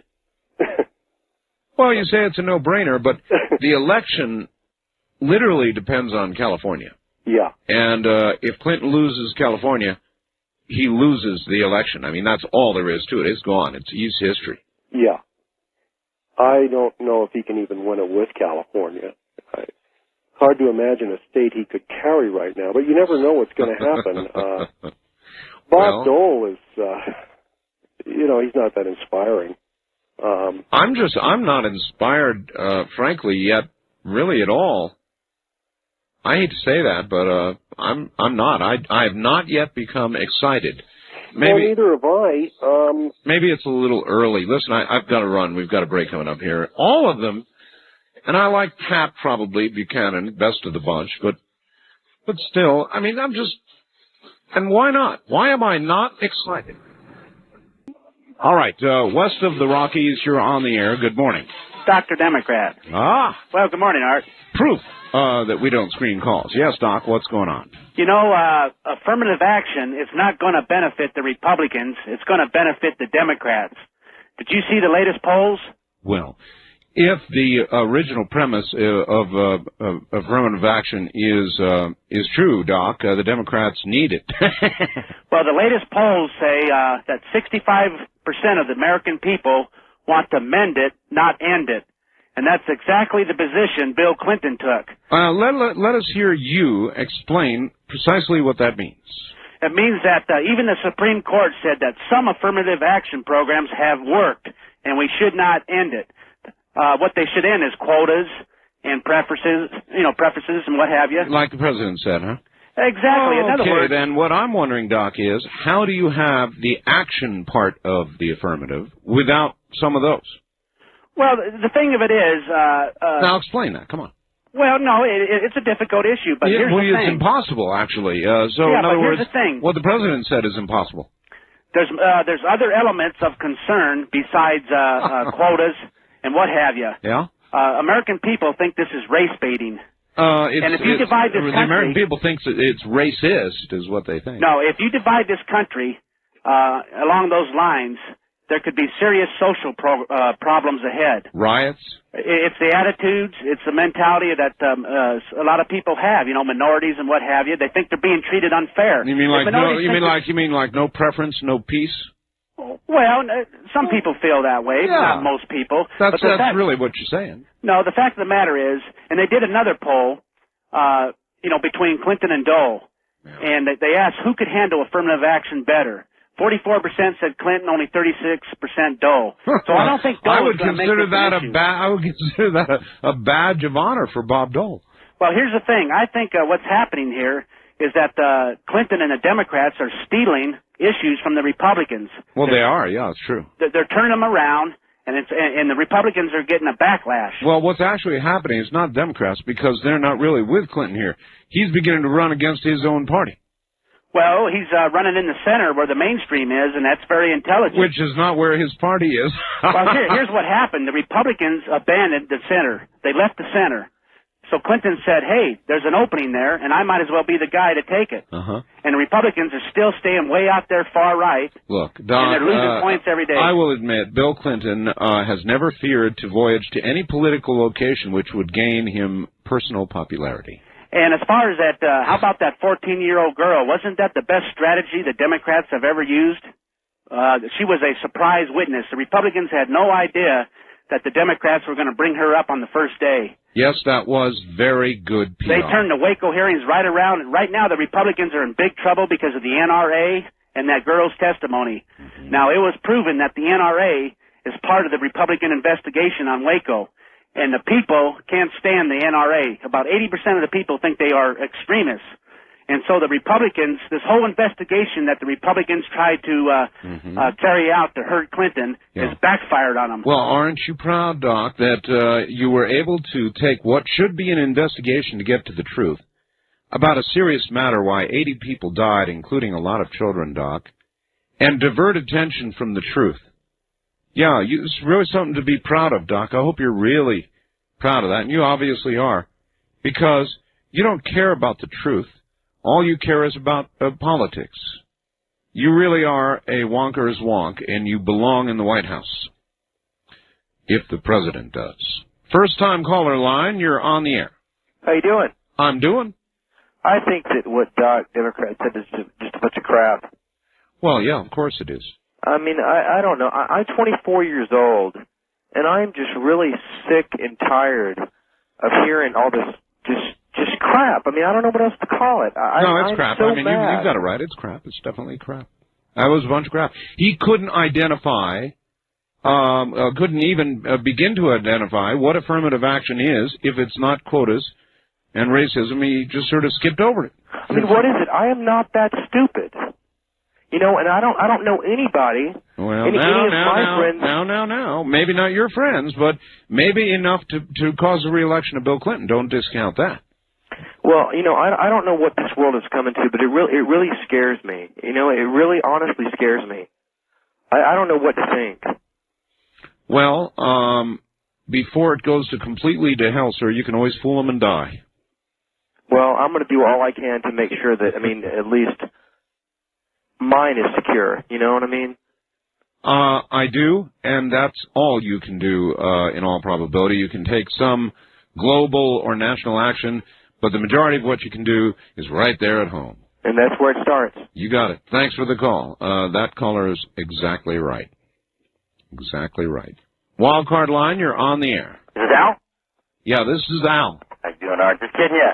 Hey, you know, I want to make a comment to you about your book. You're writing your book, but before I get to that real quick, there was a guy about a week ago, and he called you, and would you agree that people's voices are very similar to fingerprints, almost, maybe not as detailed, but yet they all I would, yes. I have a very good memory for voices. Exactly, and it's very obvious, I think, myself, too, as far as what I hear, people's differences in their voices. A guy called and he asked you, he was confused about a fellow who called the week before, and you threw out the name Charlie, but that wasn't the caller's real name who had called. He made a comment that this guy sounded like the cartoonist who wrote you up in that cartoon. He said that Benson.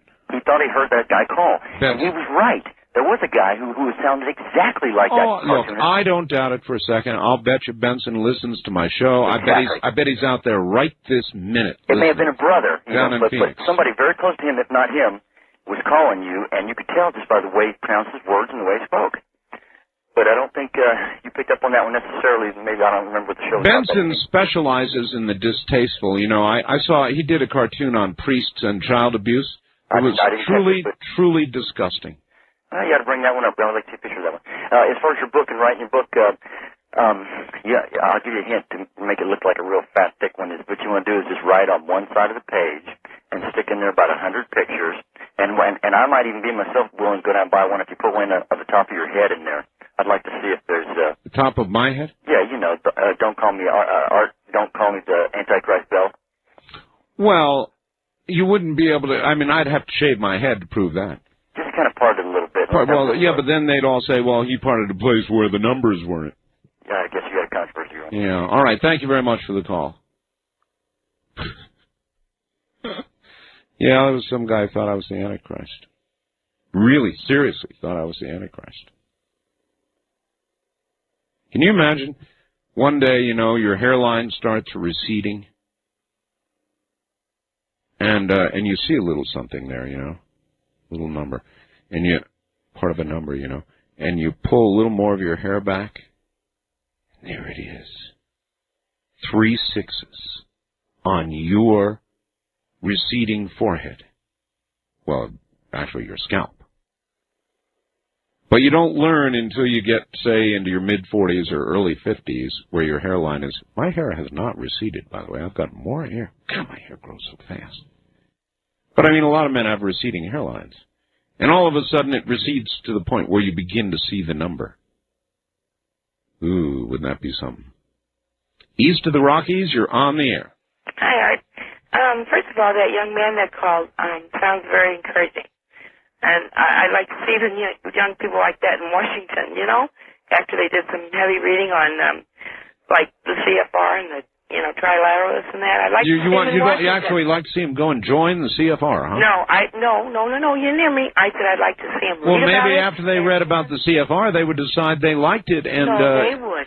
and one world and one government and one everything sounds good, and they'd like to be part of that. So they sounded pretty smart. He could figure out what the CFR is all about. We could Anyway, go join the junior CFR club. They tell you plainly in their foreign affairs. Okay. First I had two things. You know the man that sang you the song? That was the Little Drummer Boy song. It's a Christmas church song. I know what it was, but Okay, it good. made fun of the name of my town, and I didn't take it well. I think he was trying to compliment you, but anyway, maybe not. I don't know.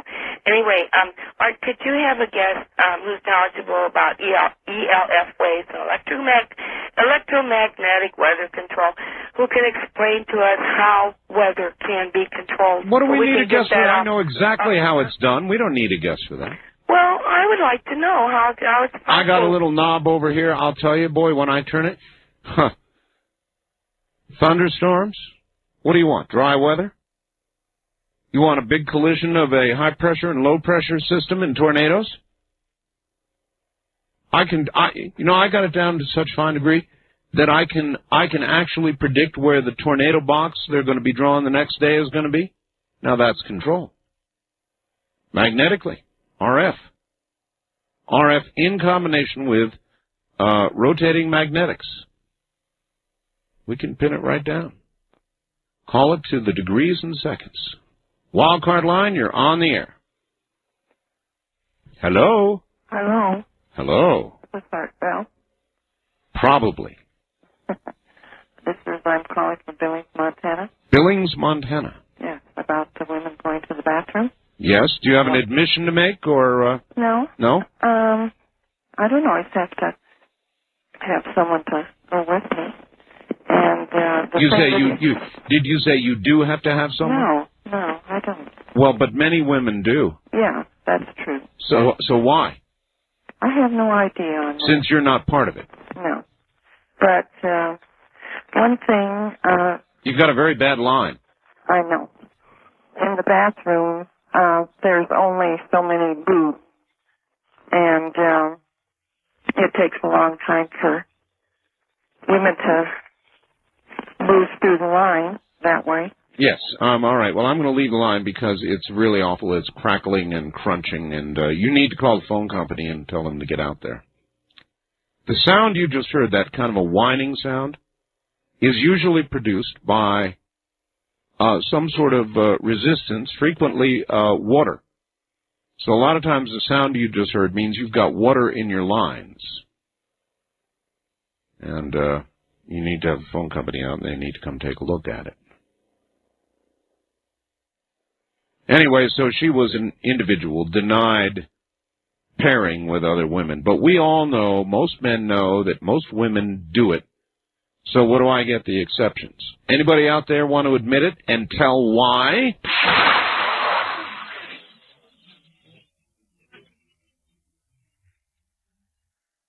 Comment for Doc Democrat. Yes, I thought it was very clever of the BATF to save those children from child abuse by burning them to death. Well, I certainly never would have thought of that. Paul, listening to KFYI Phoenix.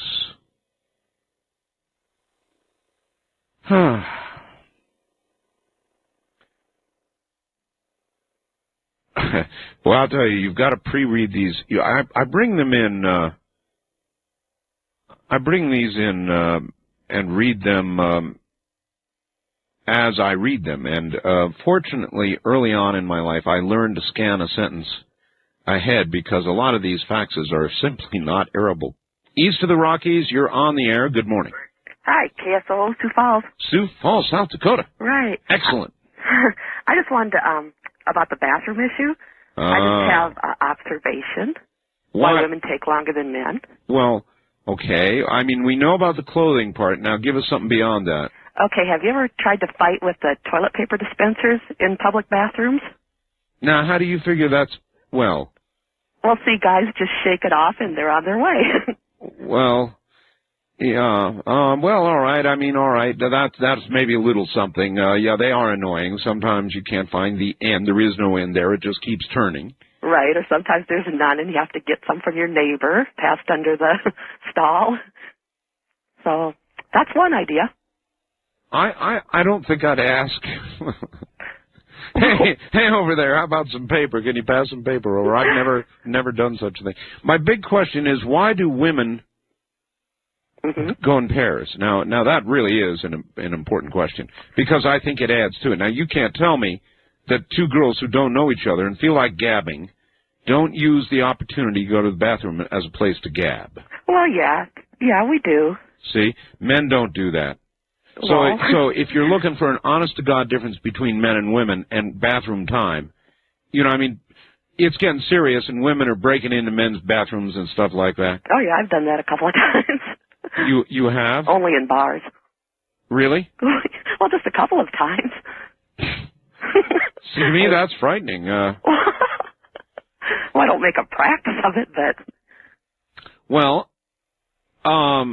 let me try this out on you. Okay. If a man were to do the opposite and break into a woman's room, what do you think would happen to that man?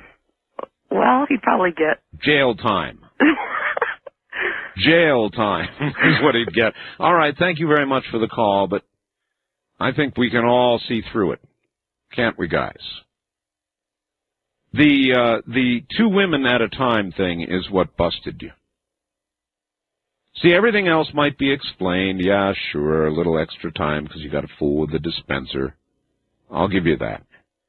But given that, there's still a gigantic disparity to the degree that women are breaking into men's rooms now. And I say that is caused primarily by two women going at a time. Now, if women would stop that practice, I'll bet you the time in the bathrooms would be cut by, I'm going to say by half. And how much would that alleviate the problem? Probably totally. Wouldn't even be an issue. So we're going to do a little truth this morning about this. Wildcard line, you're on the air. Hi. Hi, Art. This is Scott calling on Kogo. Yes, Scott.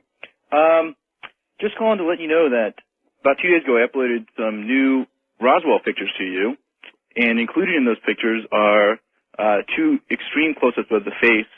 And I saw. I've already seen them, but the problem with them is that they're distorted too much.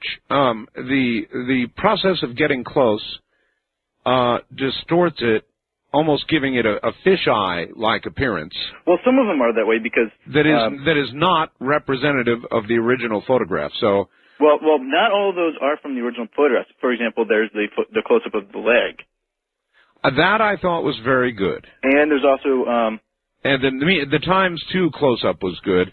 Right. When you get too far in, you know, you get into the pixels, and I think the usefulness is reduced.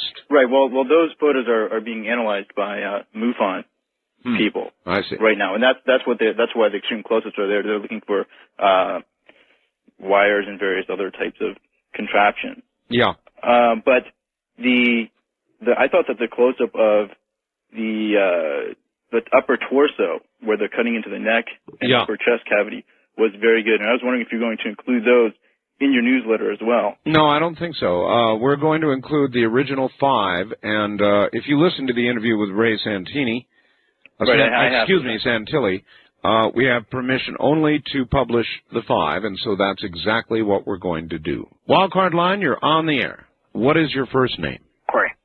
Corey. Yeah. And where are you, Corey? I'm on Stanwood. You're where? Stanwood. Stanwood what? Washington. Washington.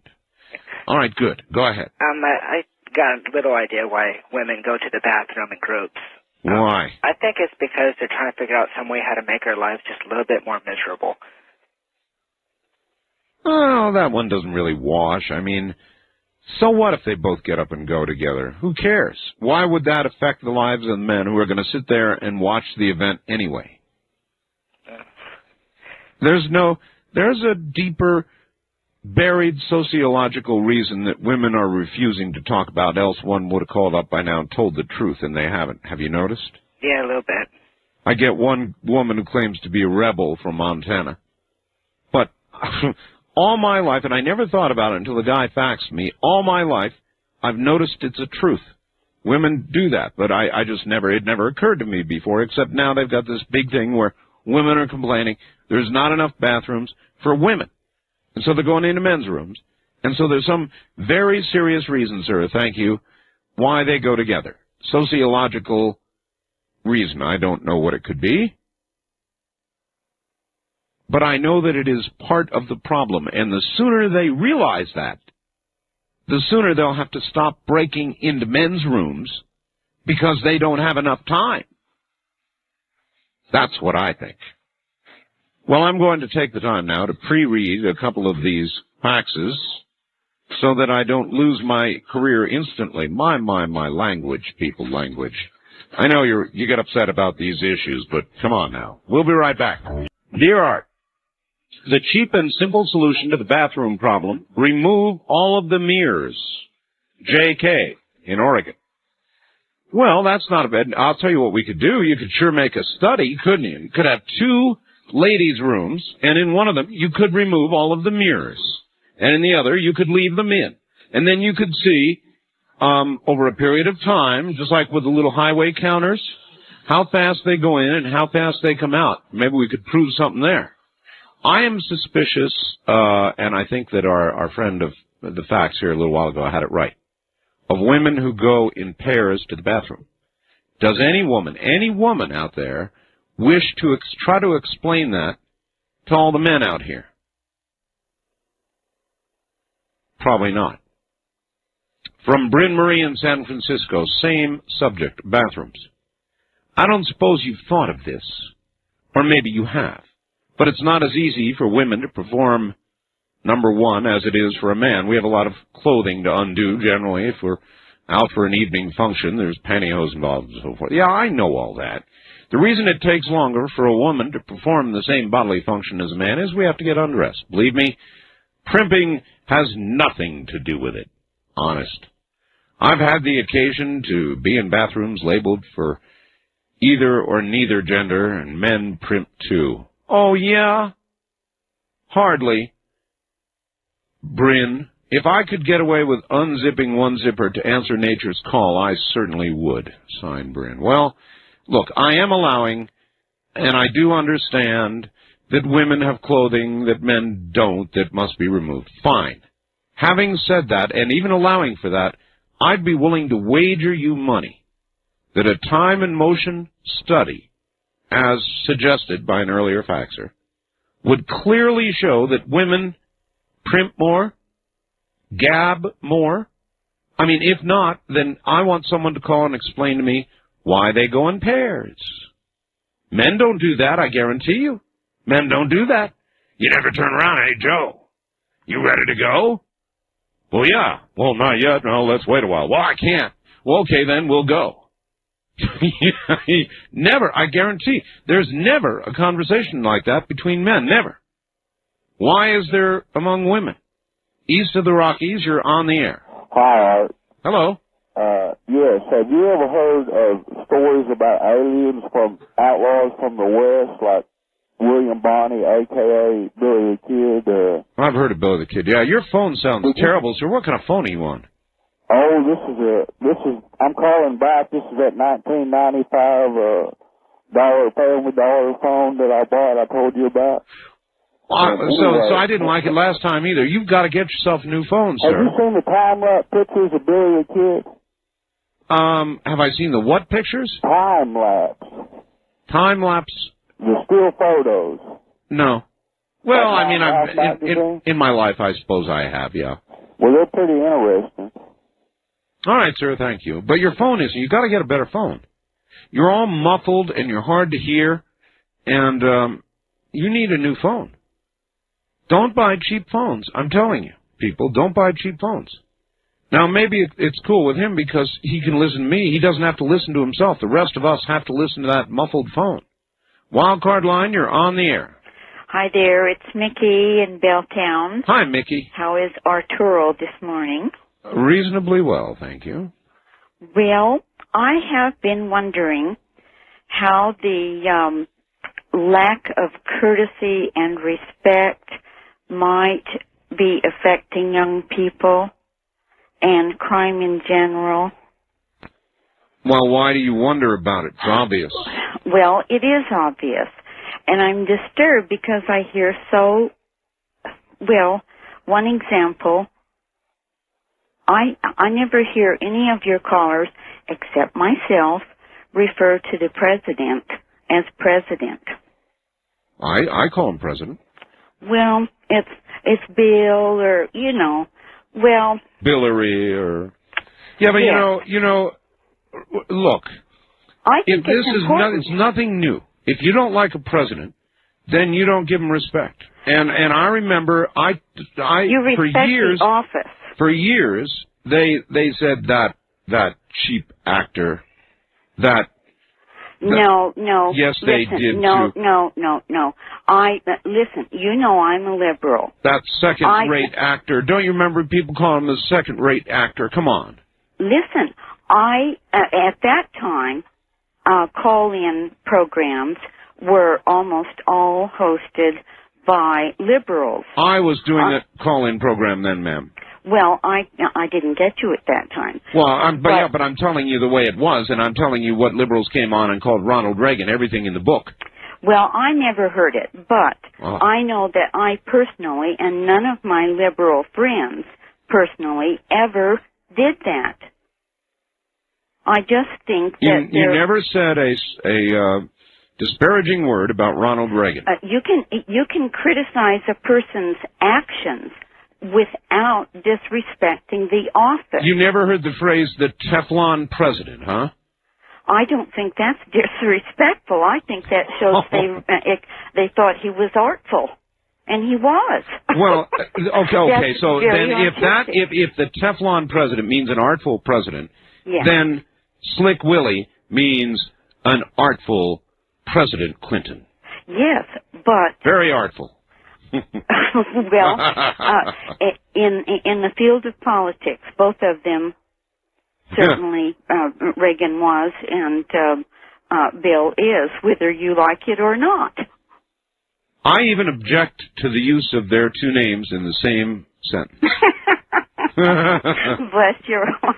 I'll see you later. Yes, the Teflon president, why? That's just referring to an artful man. Finally, a phrase that she had at least heard. So then Bill is, no doubt, particularly artful, isn't he? Slick Willie. Slick Willie. It's just a way of paying the man a compliment, saying how adept he is at the world of political intrigue and dodging and the ability to answer any question put to him with no sort of answer at all. That's slick. Artful. East of the Rockies, you're on the air. Hi. Hey, Art. Hello. It's Jim from Tuscaloosa, Alabama again. Hi, Jim. How you doing tonight? Fine. That's good. Listen, I hadn't heard you come in on your book. How's your book coming along? Well, it's a secret. It's a secret? It's coming along fine. What kind of cover are you going to have?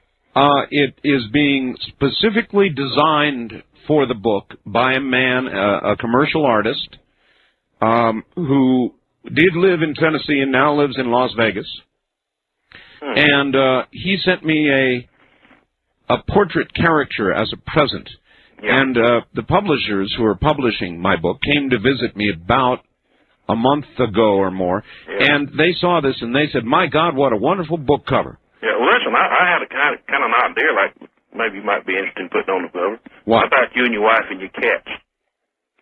Well, in times of Art Bell. Well, that's... I like to see cats. Well, you're going to see them. There'll be photographs of my cats in there. Oh, are they? Oh, come on now. Would I write a book without... Hey, look, I got a lady that lives next door to me. She got about 15 or 20 cats. Yeah. And, she's a cat lover. Yeah. And those are the well-behaved cats you have ever seen. All of them? Yes, sir. They don't never... I got a bass boat out in the back, and how cats like to get up and stuff. They don't even get in my boat. And she adores them. You ought to see him when she had a little bitty baby. You can hear him over there going, meow. You can hear him all the way across the yard. If I was a cat, I wouldn't get in a boat either. I mean, the only thing around you then is water. All right, well, thank you very much for the call. Of course, as a matter of fact, I have got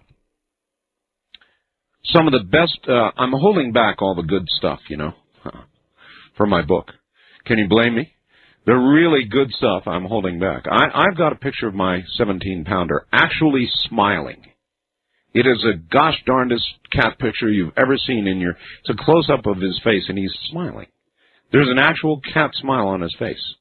There will be photographs of Shadow, my new cat, who is the most lovable cat I have ever seen in my whole life. God, she wants to make friends with my big cat so badly. She comes up and she does things like lick his face. What does it do? It just ticks him off.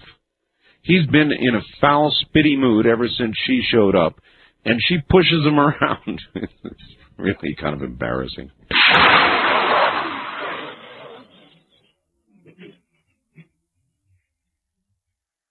East of the Rockies, you're on the air. Hi.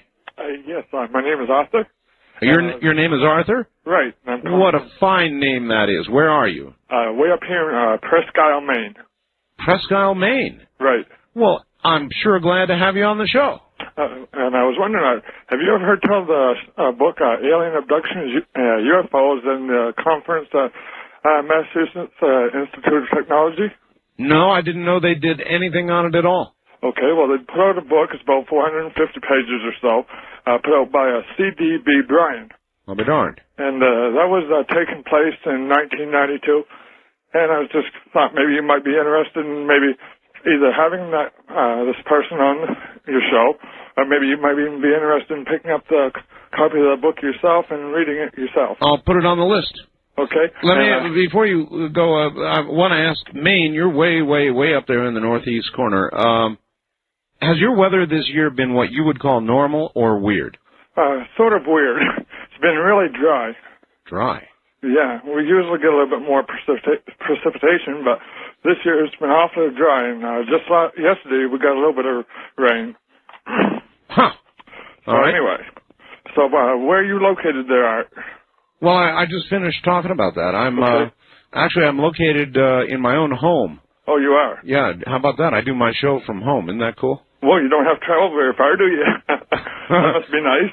It is. I used to have to drive 120 miles a day. Okay. So it was a pretty serious change when I got to do it from home. Okay. Now it's about 20 feet. Okay. Another quick question. Yes. How long have you been on having this show on? About a decade. About a decade? Yep. Because there used to be other shows on here. I just started hearing your program over the last couple of weeks here. Well, that's because we're beginning to take over. We own the night. It's a slogan. Thank you very much for the call. Presque Isle, Maine. You see, it's true, a lot of people who are hearing this program are doing so nearly for the first time because we're spreading now in the East so quickly. It's really almost frightening. It's 192 affiliates, I think, right now. We're going to be celebrating 200 very quickly. And we have become the preeminent all-night show in America, simply, truthfully, and pleasantly. I like it, but I don't think about it. I've been doing this show for 10 years. It used to be called, originally when it was on KWN, that was the Seed Pod station, the alma mater, however you want to put it, used to be called West Coast AM. Then it syndicated. Then the syndication took off. And now... Anyway, I try not to think about that a lot because it makes me nervous. First-time caller, you're on the air. Hi, Art. Bob from Illinois. Hi, Bob. Just a comment about Mr. Clinton. I don't have the audio clips from the 6 o'clock news, but bear with me. I think this will ring a bell. Remember shortly after Oklahoma, the president said at a nationwide broadcast that no American has the right to criticize any federal law enforcement official. Remember anything like that? The media didn't play it up as big as they should, but he was basically telling us we didn't have any right to free speech or to criticize our government. I recall something, I don't know if that was the exact context, but... It was very, very, very close to what I just described. Something like that. And, of course, now he is on the television the last several days haranguing against the good old boys in this FBI weekend, scandal kind of thing. BATF. Criticizing the federal, whoever they were, criticizing the federal officials.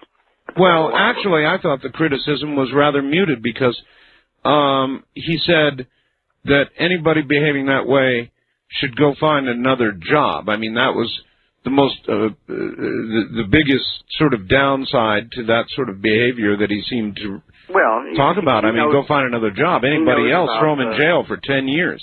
He knows about aberrant behavior, and and how, if you get away with it as governor, you ought to be able to get away with it as president, and so you go find another job. Other concern I have is that I'm convinced that there's a lot of rotten fish regarding Vince Foster and Whitewater and everything else, but my concern is if we find that and get rid of Clinton, perchance, then the Democrats might come up with somebody respectable to run, and I'm not sure the Republicans have anybody. I mean, I'm very Republican, but I'm not impressed with the Republican field, and I'm concerned about what's going to happen in 96. There's some good men there, but I'm not excited yet, and you're on a portable phone. Yeah, and I apologize, that's all I've got, and I know you don't like them, so all right, well, I'm finished. I appreciate the call, sir. Thank you. I mean, it was bearable. I could just tell by the hum, which is why you should buy the Tropez so you don't have that rotten hum. And then if a neighbor's on, why, of course, you've got other problems because then there'll be what's called a carrier interference, and it really sounds awful to the degree that you can't even hear who you're talking to sometimes. Wildcard line, you're on the air. Hello. Hello, Art Bill. Hi. Tom, quick. Okay, we got the radio off. All good. Where are you? We're up in Washington. Way up in Washington. Yeah, way up in Washington. Okay. And I don't want to upset you or nothing, but this is your alien friend. You're an alien? I called because I have an answer to your question that you asked about a female. Sound like a young female alien. Yeah, pretty young. First off, I love President Reagan. I think in my book that he was the best president there ever was. And I didn't vote for last night's garbage. Anyway, the reason why girls go to the bathroom in pairs, and sometimes even more than pairs, yes, is it's the safest way for us to go to the bathroom. We know that we are safe if we're together in a group. Why would you? If you're one alone, some bad guy might grab you and hurt you. On the way to the bathroom? On the way to the bathroom. Nothing's safe on this earth. That's why we have not brought forth our craft. We are scared of this people. But women were going arguably together to the bathroom in pairs or more, as you put it, even before, when I was young. Correct. So, did your mother not ever tell your sister that if you ever go out, make sure you go out double dating only? And if you go to the restroom or to some other place, make sure you go in pairs? Didn't your mother ever say that to your sister? I wouldn't have any idea. You have no sister? I have two sisters, but I would not have been part of that conversation. I guess that in this day of time, we females speak about things more openly than we did in those days and times. All right, well, from an alien, and a young one at that, there is an apparent answer. I don't know if I believe that. Fear. Really? Fear? Is that it? Afraid to go to the bathroom? Come on, I don't believe that. At fairly prestigious events, where, though the line may be long, it's safe.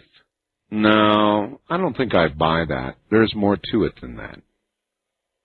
There's a social thing about it, I suspect. Something about it. Some social interaction that only can occur when two ladies go to the restroom together. So I'm not buying the safety thing.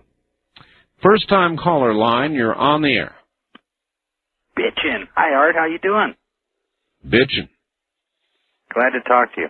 Well, glad you're here. Where are you calling from? I'm from Medford, Oregon. Medford, KOPE. Yes, sir. And the weather's gorgeous. It's cool and breezy and thundery and lightning. Yeah, that's what I've heard. I understood there was a storm, I guess, what was it, to the north of you that really was producing quite a show of lightning? Yes, it was spectacular. Quite enjoyable. I hope my phone isn't too bad. This phone sounds good. Oh, good. It's a portable. A couple comments on the Waco thing, discussions. And my observations are that there's such a polarization, and it annoys me and concerns me, and it's so obvious. You'll never see this on the evening news, obviously, but it's incredible that they can get anything done on either side with the bickering and such. But I think some good things will come out of it. And there is a flag in that room, and maybe you can help me with this. And that American flag has a gold or yellow fringe around it, and I don't understand that. It's a secret. Oh. It's actually an Admiralty flag, sir. There's nothing unusual about it. Okay, I just wondered. I was curious. All right. wasn't trying to start any speculation or anything. Hey, thanks for the opportunity. Great All right. show. See you later. Yeah, that's an old one on talk radio. What's the fringe? My God, it can't be American. Yes, it is. I do indeed love radio. I'm going to be writing a lot about behind the scenes in the book. I haven't mentioned the book a lot lately, but I'm definitely deeply into it now, and there's going to be a whole lot of behind the scenes stuff. So much so that it may be important that I die shortly after it's published. For I have determined I am going to tell all. Will it be kiss and tell? You'll have to wait and see. We'll be back. Good morning, everybody. Good to be here. And what you're hearing here is Cusco, of course. I'm so in love with this particular record. It's about my new favorite, I would guess. Art, why women go to the bathroom in groups is a Darwinian issue. It's a vestigial pack instinct. Do not use my name. One other thing. One other thing. Is he afraid? He's probably afraid of an attack. One other thing. Do you believe that all liberals and all Democrats are as out of touch as Charlie, an interested liberal in Fairbanks, Alaska? Darn, I want to use his name. His address and phone number, too, if I had those.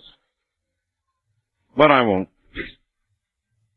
Have you noticed there's a lot of fear on this issue, isn't there? Why are people afraid of this? It's because they're afraid of women. That's why. I think a lot of men are absolutely scared to death of women. And he pictures a wild, angry, frustrated mob of women at his door, ready to tear him to shreds. And I must say that fear is not entirely groundless. East of the Rockies, you're on the air. Hello. Hey, yeah, I got a couple of questions I want to ask. Well, all right. Where are you? This is Kip from Decatur, Alabama. Decatur. Yes, sir. Yeah. It's come up, in the Waco investigation about, the child molestation and stuff like that. Yes. When was it the ATF's job to, investigate child molestation and child abuse? Never. Okay. Another question I got. Well, that one didn't even really need an answer. I mean, you know the answer. I knew the answer. I was just wanting to make sure for myself. And another question.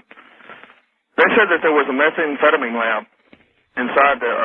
I never saw any evidence of that. I never did either. And that is the only thing that allowed the involvement of the military. And why isn't that a big issue? Well, these hearings are being orchestrated with the cooperation of the media, totally away from, headed toward the truth, which is really sad. And I thought, Doc Democrat did it up really well this morning. What a great PR move, he said. Yeah. It was. Well, I missed the first half of the show. I see. That's too bad. So. You would have really liked it. I wish I could hear that again. And another question that I have, well, I forgot what that one was. Really? But I'm really enjoying the show. Thank you for answering my questions and let me get it in the mind of everybody. All right, sir. Thank you. Decatur, Alabama. Decatur, Alabama. Wonder what it's like living in Decatur. It's one place I've never been. Decatur, Alabama. Wildcard line 2, you're on the air. Hi, Art. How's it going? This is Ryan in Woodside, California. All right. And I think I got the origin of where women got together and go to the bathroom. And I think it's all from when women used to, or men rather, used to stand up to let the women go to the bathroom. Yeah. And so I believe that in some sort of in other words, like when you're at a movie theater or something, you got to stand, and so that instead of inconveniencing the men twice, they do it all at once. Correct. I think it's some sort of politeness thing that has just been handed down through the generation. So it has become genetic. Oh, I don't know about that. More. Well, then, more why? Like a learned response, I guess. Well, then, so then when the women are at the end of the aisle, they're not going to disturb anybody, and they still go together. Right. How do you account for that? Well, that's a good question. But I just always assumed, like in my Mother's Day, when women would get up during dinner, that all the men would stand, so that they wouldn't have to keep on getting up and down and up and down. You mean in the polite old days? Right. And so it's just become something that's just... It's true these days. Should that occur, why, it doesn't even interrupt the chewing. Right. All right, thank you very much for the attempt and the call, but I don't think it has yet successfully been, although that was a good stab at trying to explain it. And that somehow then it became genetically, from that point, ingrained in women. But nah, there's more to it. You know it, I know it.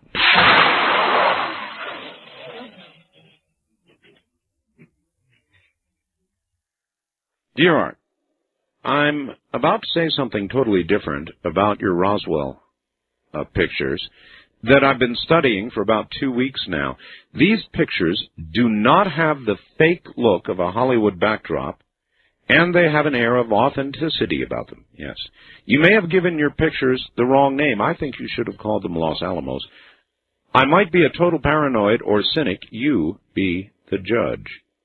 With the recent disclosures about the secret radiation experiments on unsuspecting and innocent citizens of the U.S., I believe we might be witnessing a small child who's been fed plutonium or some other toxic nuclear material. This was just acknowledged by the government a couple of weeks ago, and is in a government-run laboratory being studied for the purpose of effects of radiation on the human body. The body looks as if in the advanced stages of some type of muscular deformation possibly caused by radiation poisoning. After watching the workings of government my whole life, I don't believe this is so far-fetched. Ivan, in Lincoln, Nebraska. Ivan, the only argument that I would have with that would be that the 6 fingers and 6 toes, while not impossible, are almost impossible. And that even given radiation, it would make you sick or give you cancer, but the radiation given to an existing being would not grow additional digits nearly as I know. And east of the Rockies, you're on the air. Hi. Art Vale. Yes. I'm a first-time caller.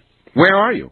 I'm PJ, and I'm in Memphis. Memphis, Tennessee, and the mighty WMC. Yes, I've been trying to get you for an hour and a half. Well, I'm glad you made it. Did a lady call you and talk any more about the reason why women went to the restroom in twos? Yeah, there's been quite a bit of discussion about it, but I would say there's been no obviously true reason given. Oh. Well, of course, I haven't been able to hear you for the last 50 minutes. Well, that doesn't matter. I mean, if you've got the answer to the question. A lot of times, yes. Ladies go to the restroom in twos because yes. If they've never been there before, they don't know if there's doors on the stalls or if the lock on the door is broke. And women are a lot more modest than men, and they don't like for other ladies to open the door and walk in on them. Yeah. Well, nobody likes that. Think men like that? They don't like that either. Yeah. There's easy ways to handle that. You put your foot up there and or your hand, and you just hold it closed. That's all. Well, sometimes there's not enough room to put your hand up there and still sit on it. Well, see, now, you're like some of the other callers that have called. Mm-hmm. You know, that doesn't, I mean, I'm sorry, it just doesn't ring true. I mean, as the reason. Because the issue here, and there really is an issue, is that women are actually breaking into men's rooms. I've done it. See? Now, here's another one. You've actually done that? Yeah. How could you do that?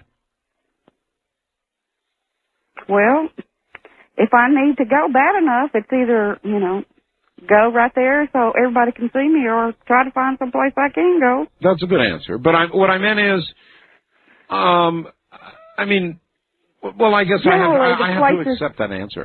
Generally, the places I've done is like in bars or places where there's only like, one or two, toilets in the place. And where you can lock the door when you get inside? Right, Okay, but something like that. But now in a public place, like at a sports arena or something like that, I've never done that. Yeah, well, that's what they're talking about. They're talking about... Well, see, there's another thing about ladies. Men, 90% of men do not wash their hands after they urinate. Now, see, how do you... But 99% of the women do because we have to. Oh, well, all right. All right. Thank you very much for the call. I appreciate it, but I don't believe it. It is unfair and sexist to suggest 99% of the men do not wash their hands. I don't even think that's accurate. I don't even think that's accurate, and it's just another sort of lame offering about why women take longer. It's not true that 99% of the men don't wash their hands. Just not true. First-time caller line, you're on the air. Art Bell. Yes. It's great to hear from you. Let me turn my radio off. Yes. All right, I have the answer as to why women go to the bathroom in Paris. God knows this has got to be solved shortly or the program's going to end and we'll never know. Why? All right, I'll make it quick. The reason for it is I've gone with some friends of mine to a lesbian bar, and what it is that the women go in Paris for the single fact that they're afraid of someone, like it's a numbers group thing, you know what I mean? If they're like in numbers, it's a lot safer, so they're worried about being approached when they go in. If the women's... Oh, come on. I'm serious. If the women's... I went to this bar and I didn't know it was a gay bar. Hold it. If the women's rooms are that crowded, as crowded as they're saying, so crowded they've got to break into men's rooms, yeah, then there's a big crowd in there and they don't have to worry about being alone. Well, that's somewhat true. We're worried about being approached on the way to the bathroom. Think about it. I've been in a bar and it was a gay bar and I didn't know that. And I'm serious. Friends of mine, me and my roommate and I, which is a guy, we went to the bathroom together for the single fact of being afraid of being approached by, a gay person, being male, of course. And that's what we were worried about. And I thought you said it was a lesbian bar. Well, it was both. We thought it was, but we found out once we got in there that it was kind of a both type thing, and that's why we went in numbers like that. We were afraid to be approached by some guy. Why did you go there in the first place? Well, because we were some girls that I work with, and they talked us into going to it just to see what it was like. They wanted us to, they wanted to show us their friends and whatnot. But we went there just to see what it was because they were asking us to go for weeks. So you two guys then, in that atmosphere, felt the need to protect each other. Well, not necessarily protect each other. It was just that we figured that, if we would be safe. Once we got into the bar, you'd be looked at as a couple. Well, no. In that atmosphere, oh yes, you would. Not necessarily. We had quite a few friends with us. They could usually tell what you were if you were gay or not. Oh, really? It was just a matter of being worried about it. Of course, we never got approached the whole time we were in there. But it was just a matter of being worried about it. So, I have never gone to the restroom with a guy in my life. All right, well, look, all right, sir. Thanks. Exactly. See, most guys haven't. So I give up on this issue. I give up. It's obvious to me that nobody has a good answer. Maybe nobody's ever talked about it before. Maybe nobody's even ever brought this up before. So there is no good answer. Nobody knows the answer. There would have to be a study by a battery of psychiatrists, psychologists, something funded by the government, perhaps, long-term, surveys done, women questioned, and even then we probably wouldn't know. West of the Rockies, you're on the air. Hello. Hello. Well, hello, how are you? Well, I'm okay. As soon as I turn my radio down, huh? Yes, thank you. This is Derek from Phoenix, Glock Glutton, and the guy who got carried away the other night and called Charlie a punk. I apologize for saying that on your program. Why? He is well, punk. it was true. I just got carried away, and I wanted to make a few more points, and I just started freaking out, because Charlie exudes that kind of response to people, He just kind of. He does, and he is a punk, so there's nothing to apologize for. Thank you kindly. Mm-hmm. I think women go to the restroom in groups to talk about men.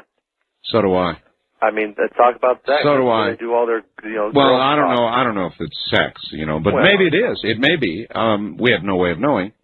But yeah, they go there to talk. I'm sure of it. And a nice thing happened to me today before I forget to mention it. I was sitting here opening my mail that I hadn't gotten in a while, and guess what I found? What? A refund check for my Tropay 900DL telephone for $10. Oh, listen, there's nobody like the C. Crane Company. Oh, they're the best. Yes, they are. They are the best. Anyway, I just didn't have anything burning just to say. It just sure was nice finding a $10 check for a great telephone. Thanks, my friend. Bye-bye now. Take care.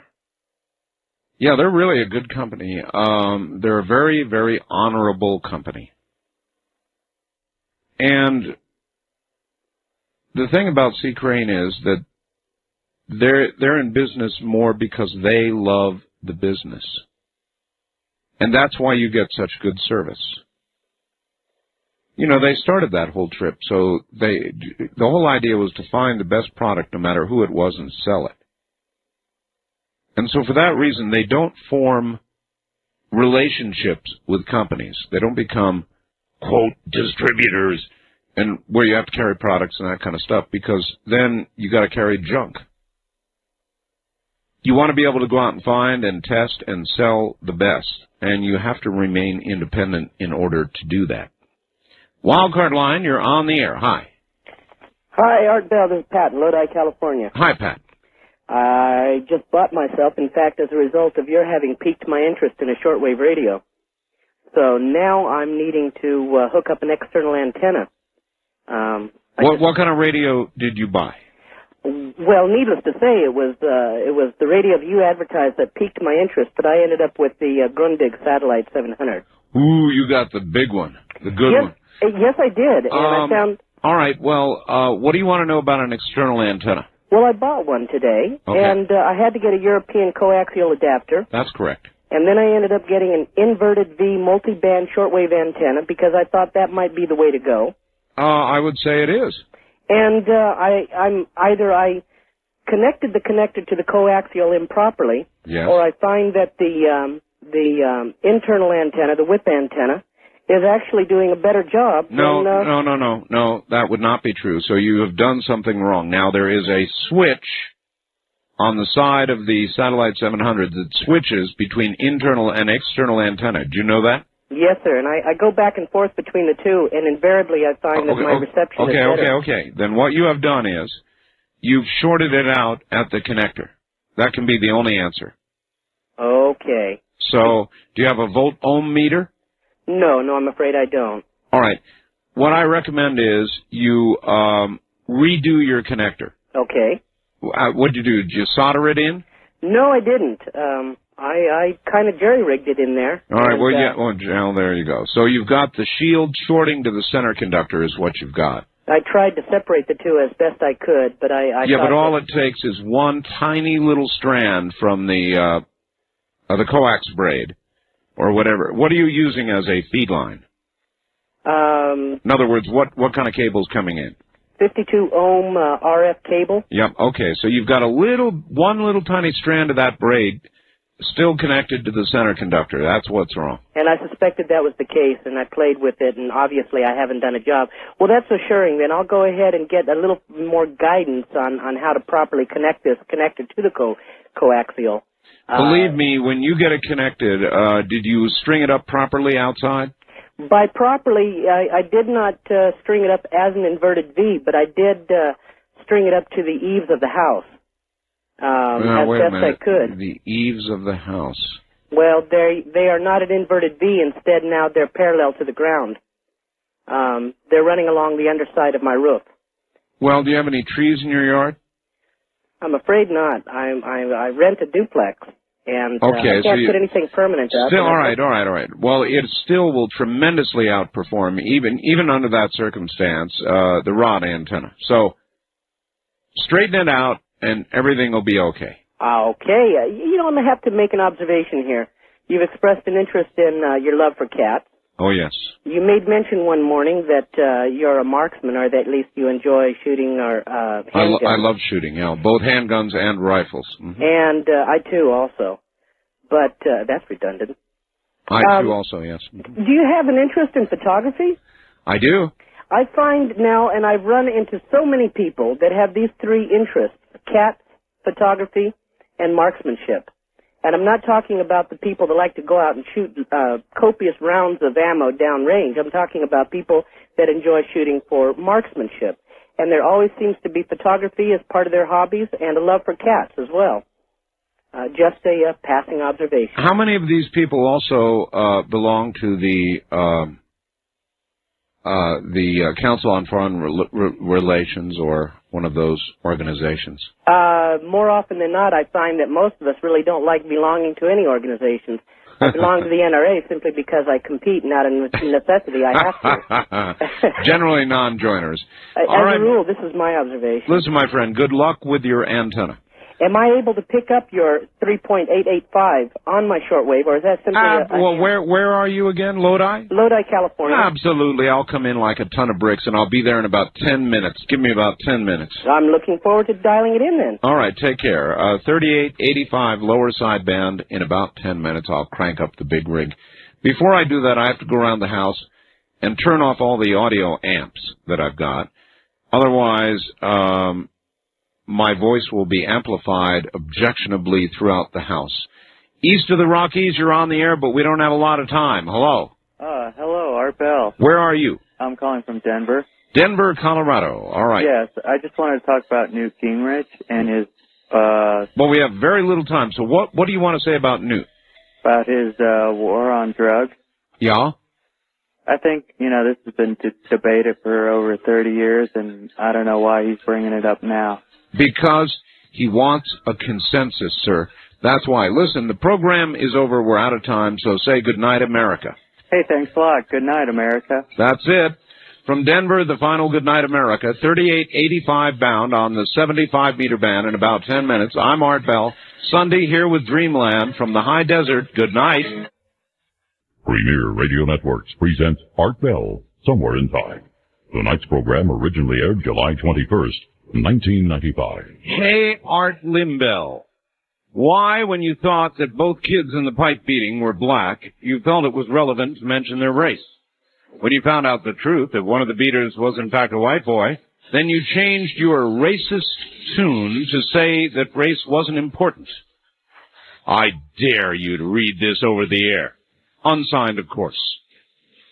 Normally, it has become my practice not to read things that people dare me to read over the air.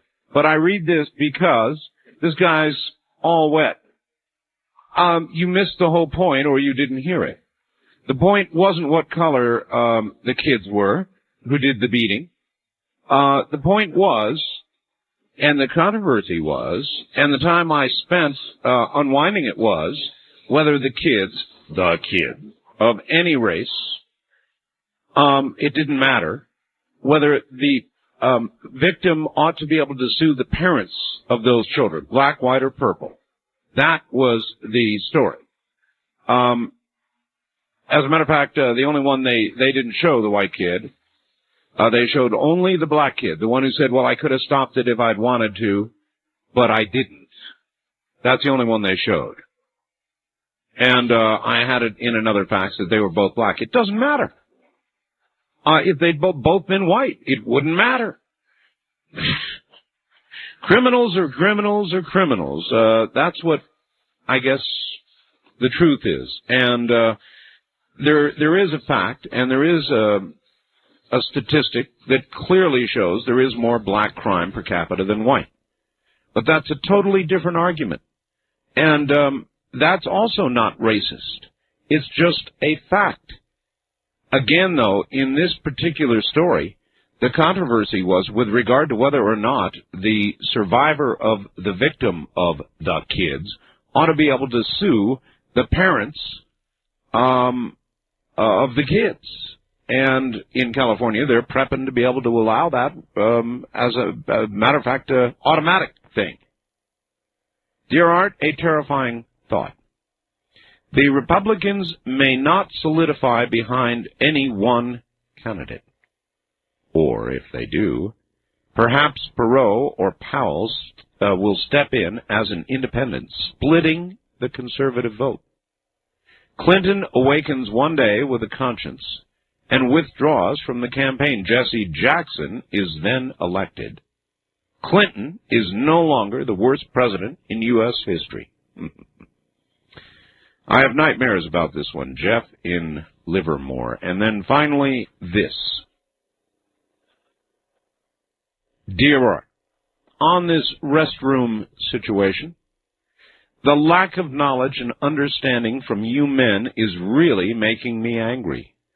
primp time in front of the mirror and gab time with a girlfriend are not the reasons that it takes so long to get one woman in and out of a bathroom stall. Please take into consideration the following movements undertaken by any woman in a public facility. 1. Open door to stall. 2. Lock door to stall. 3. Find a place to put handbag. 4. Line the seat with paper. 5. Undo belts, buttons, zippers, etc. 6. The obvious. 7. Redo belts, buttons, zippers, etc. 8. Unlock door and wash hands. Now, if women, she says, would not redress themselves inside the stall, it would definitely help. Lynn, listening in North Hollywood. I don't buy it all, Lynn. List or not, I don't buy it all. There is a reason women go together. It's a sociological reason, and I don't believe that they don't gab. I don't believe they don't talk. I know damn well they go to the restroom to talk about the guys. Right? So, are they talking stall to stall? Probably not. When do they do their talking? They get out and they look in the mirror and they primp and they talk about what's going on and the guys and stuff like that. And they talk and talk and talk. And that's so, in other words, a lot of this complaint about not enough bathroom time is the woman's fault. Isn't it? They just don't want to face up to it, but it's the truth. And I'll tell you this. There's damn little conversation that goes on between men. You women don't know. Those of you who haven't yet broken into a men's room wouldn't know. Men don't use it as a social gathering place. You go in there, you get your business done, and you leave. It's not a place where you talk about events or friends or have casual little conversations or do this or that. Yes, granted, no handbag. Maybe that takes an extra second or two. But basically, the problem is much deeper, and it has to do with talking. And women just don't want to admit that. East of the Rockies, you're on the air. Good morning, Art, Libertarian Nationalist. Yes. Are you familiar with that famous profile of FDR wearing the hat with the cigarette holder clenched between his teeth? Of course. Somehow I picture Doc Democrat having that tattooed on one arm and a donkey on the other. Well, after my book, you won't have to wonder. I'll have a photograph in there of him. Okay, well, good deal. Say, as far as the good old boy roundup. Yes?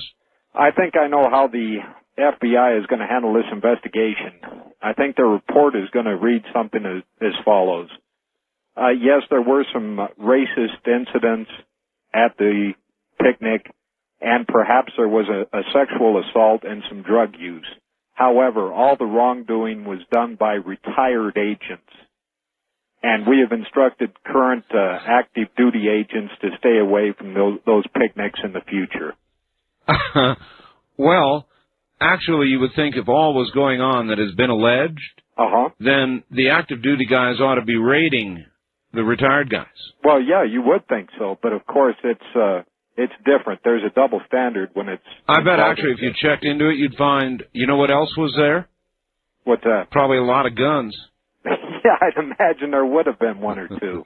Say, Art, lately I've really appreciated your observations on the relationship between the government and our so-called mainstream media. I think they're right on target. Yeah, I know. Thank you very much for the call. It's simply true. I watch very carefully. The networks, all of them, excepting perhaps PBS, it's done a fairly credible job, have been serving the interests of our government in the Waco hearings and the Whitewater hearings. The reporting on it is so obviously biased, and in fact the numbers back that up. I've got a report here, but you don't need a report to know. I mean, you watch the evening news, take your pick, and I don't see how you can help but come to the same conclusion. Doc Democrat actually summed it up, I thought, very artfully. When he said, wasn't that a great PR move Democrats did to get that 14-year-old girl in there? Wasn't that great? Diverted the whole attention of the hearings. Yeah, Doc, it was great. It was great. If it's not important to get the truth, and the only important thing is the political outcome for the president, then yes, Doc, it was great. If it's a real truth you want to get to, then it was a great diversion, and the truth is not going to be served. So yeah, sure, it's a great move. Great political move.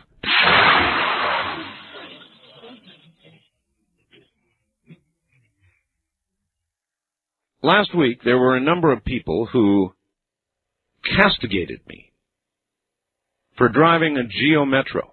I drive a little Geo Metro, and I like my Geo. I've had it for years, and I've had great luck with it. And they said, gee, what an image buster. We thought you'd be driving at least a Cadillac. Wrong. So comes this message across the Internet from George. For several years, I've been watching the continual increase in our foreign trade deficit.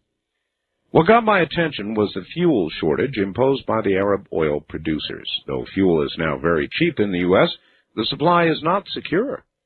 We are making it less secure by purchasing huge quantities of automobiles that in actual practice get less than 18 miles per gallon.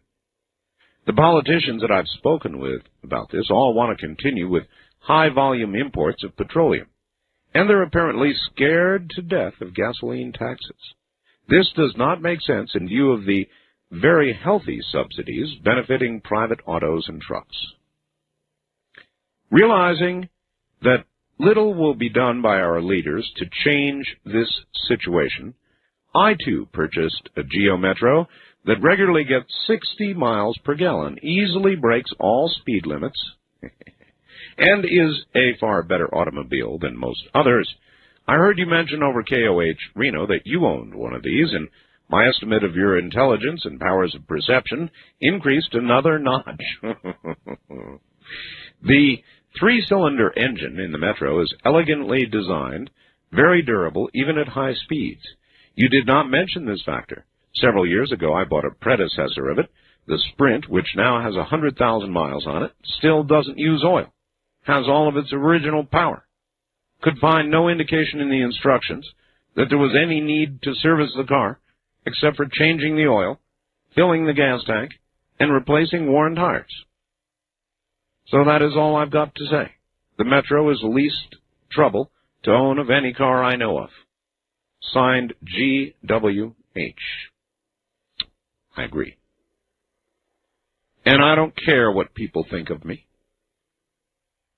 Even having achieved some degree of success now, I feel no burning need to take my, by the way, paid-for Geo Metro. Paid for, I said. And just sort of turn it away and put some gas-guzzling, large, heavy metallic machine out there that I won't drive anyway. Nah, not me. So, take me to task if you want. Who cares? West of the Rockies, you're on the air. Hi. Hi. Art Despani, Foster City, California. How are you doing tonight? Fine. You've missed the whole point of this bathroom issue. I suppose I have. I can't believe I'm discussing this on nationwide radio. Anyway, the biggest problem, most of your event facilities have a separate area with sinks and mirrors where the women do their gabbing. The big problem is you have only an average of from 3 to 6 stalls in each bathroom. Yeah, but still, it doesn't matter, because if the primping and mirroring part has to be a part of it, then when they are there gabbing, they are backing everything up, so to speak, and the ones in the stalls can't very well come out to the mirrors and gab until the gabbers move on. That actually doesn't stop the stall line at all. If you think of it just numerically, say 3 minutes, you got 4 stalls. You can only put 80 women through there in the course of an hour. Now, how many men can use the men's room in the course of an hour? I've never been in one. Well, the answer is many more, because they don't sit there and gab. Now, I appreciate your call, but I don't buy what you're saying. If part of the experience for the woman is getting in front of the mirror, having a little talk, primping a little bit, then it backs up the whole system, because you've got the one in the stalls that have got to make it into the mirrors. They can't very well come out of the stalls until the mirrors are clear, right? So the line stays backed up. No, sir, I'm not buying it. It's a very different sociological effect or custom men and women. And as far as I know, there's about as many women's rooms as there are men's rooms. It's not like there's some great shortage of women's rooms across the country. In almost any place I've ever been, you name it, restaurant, event place, whatever, if you've got a men's room, you've got a ladies' room. Only in very tiny places will they have one common for both, where you go in and you lock the door. And then the next person uses it. Otherwise, there's no great shortage of women's rooms. They've got the room just like the men. It's just that they utilize it in a far less efficient way. Obviously. East of the Rockies, you're on the air. Hi. Hello, Mr. Bell. Hello. This is Don from Austin, Texas. Hi, Don. Two side issues on this law they're trying to pass where you can sue somebody for what their kids did. Yes. I could see where there's going to be a lot of kids that are not going to have any legal parents, because the parents are probably going to go to court and get that waived. Well, that would be after the fact, so it wouldn't help. Well, I mean before. If they know they got a troubled kid, yeah, they're going to go to court and say, hey, he's not ours no more legally. Well, I could see that happening. Maybe that would prevent a lot of terrible things from occurring. I mean, if a child is unmanageable and is destined or likely to do something awful, and they're not in control of that child, then maybe they ought not be in custody of that child. That's true, but there's also another thing I could see. I could see where insurance might have a niche in here, where you can pre-plan and get insurance for this type of action. That's true. Just like a car insurance. It's another opportunity for insurance companies, comprehensive coverage of kids. Right. And I had issue. I had something that happened to me in a men's room at a medical facility. I was just turning around from the urinal, and there was about a 10-year-old girl in there with her dad and her brother. And I tell you, that was kind of disheartening there. Yeah, that might be something like that. Well, right, but that occurs. That's disheartening, perhaps. But this new custom, that's why we're talking about this, because there is this threat now, not even so subtle, that women are going to begin actually invading men's rooms in order to get what, God knows what, probably an increase in facilities, whatever it is they're after. They're going to invade men's rooms. Now, that's not just unsettling, that's just uncivilized. And I don't know what I'd do if I saw some woman come bursting into a men's room. So I guess it's getting pretty serious. I mean, they're running pieces. 2020 ran a piece. Was it 2020 or Dateline last night? I don't know. But a whole piece on this very problem. East of the Rockies, you're on the air. Yeah, hi, Art. Hello. This is Helen in Roswell. Roswell, New Mexico. Uh-huh, yeah. All right, I wanted to ask a question. I wanted, first of all, to mention that, sometimes in these ladies' rooms, the latches don't work a lot of times on the booths.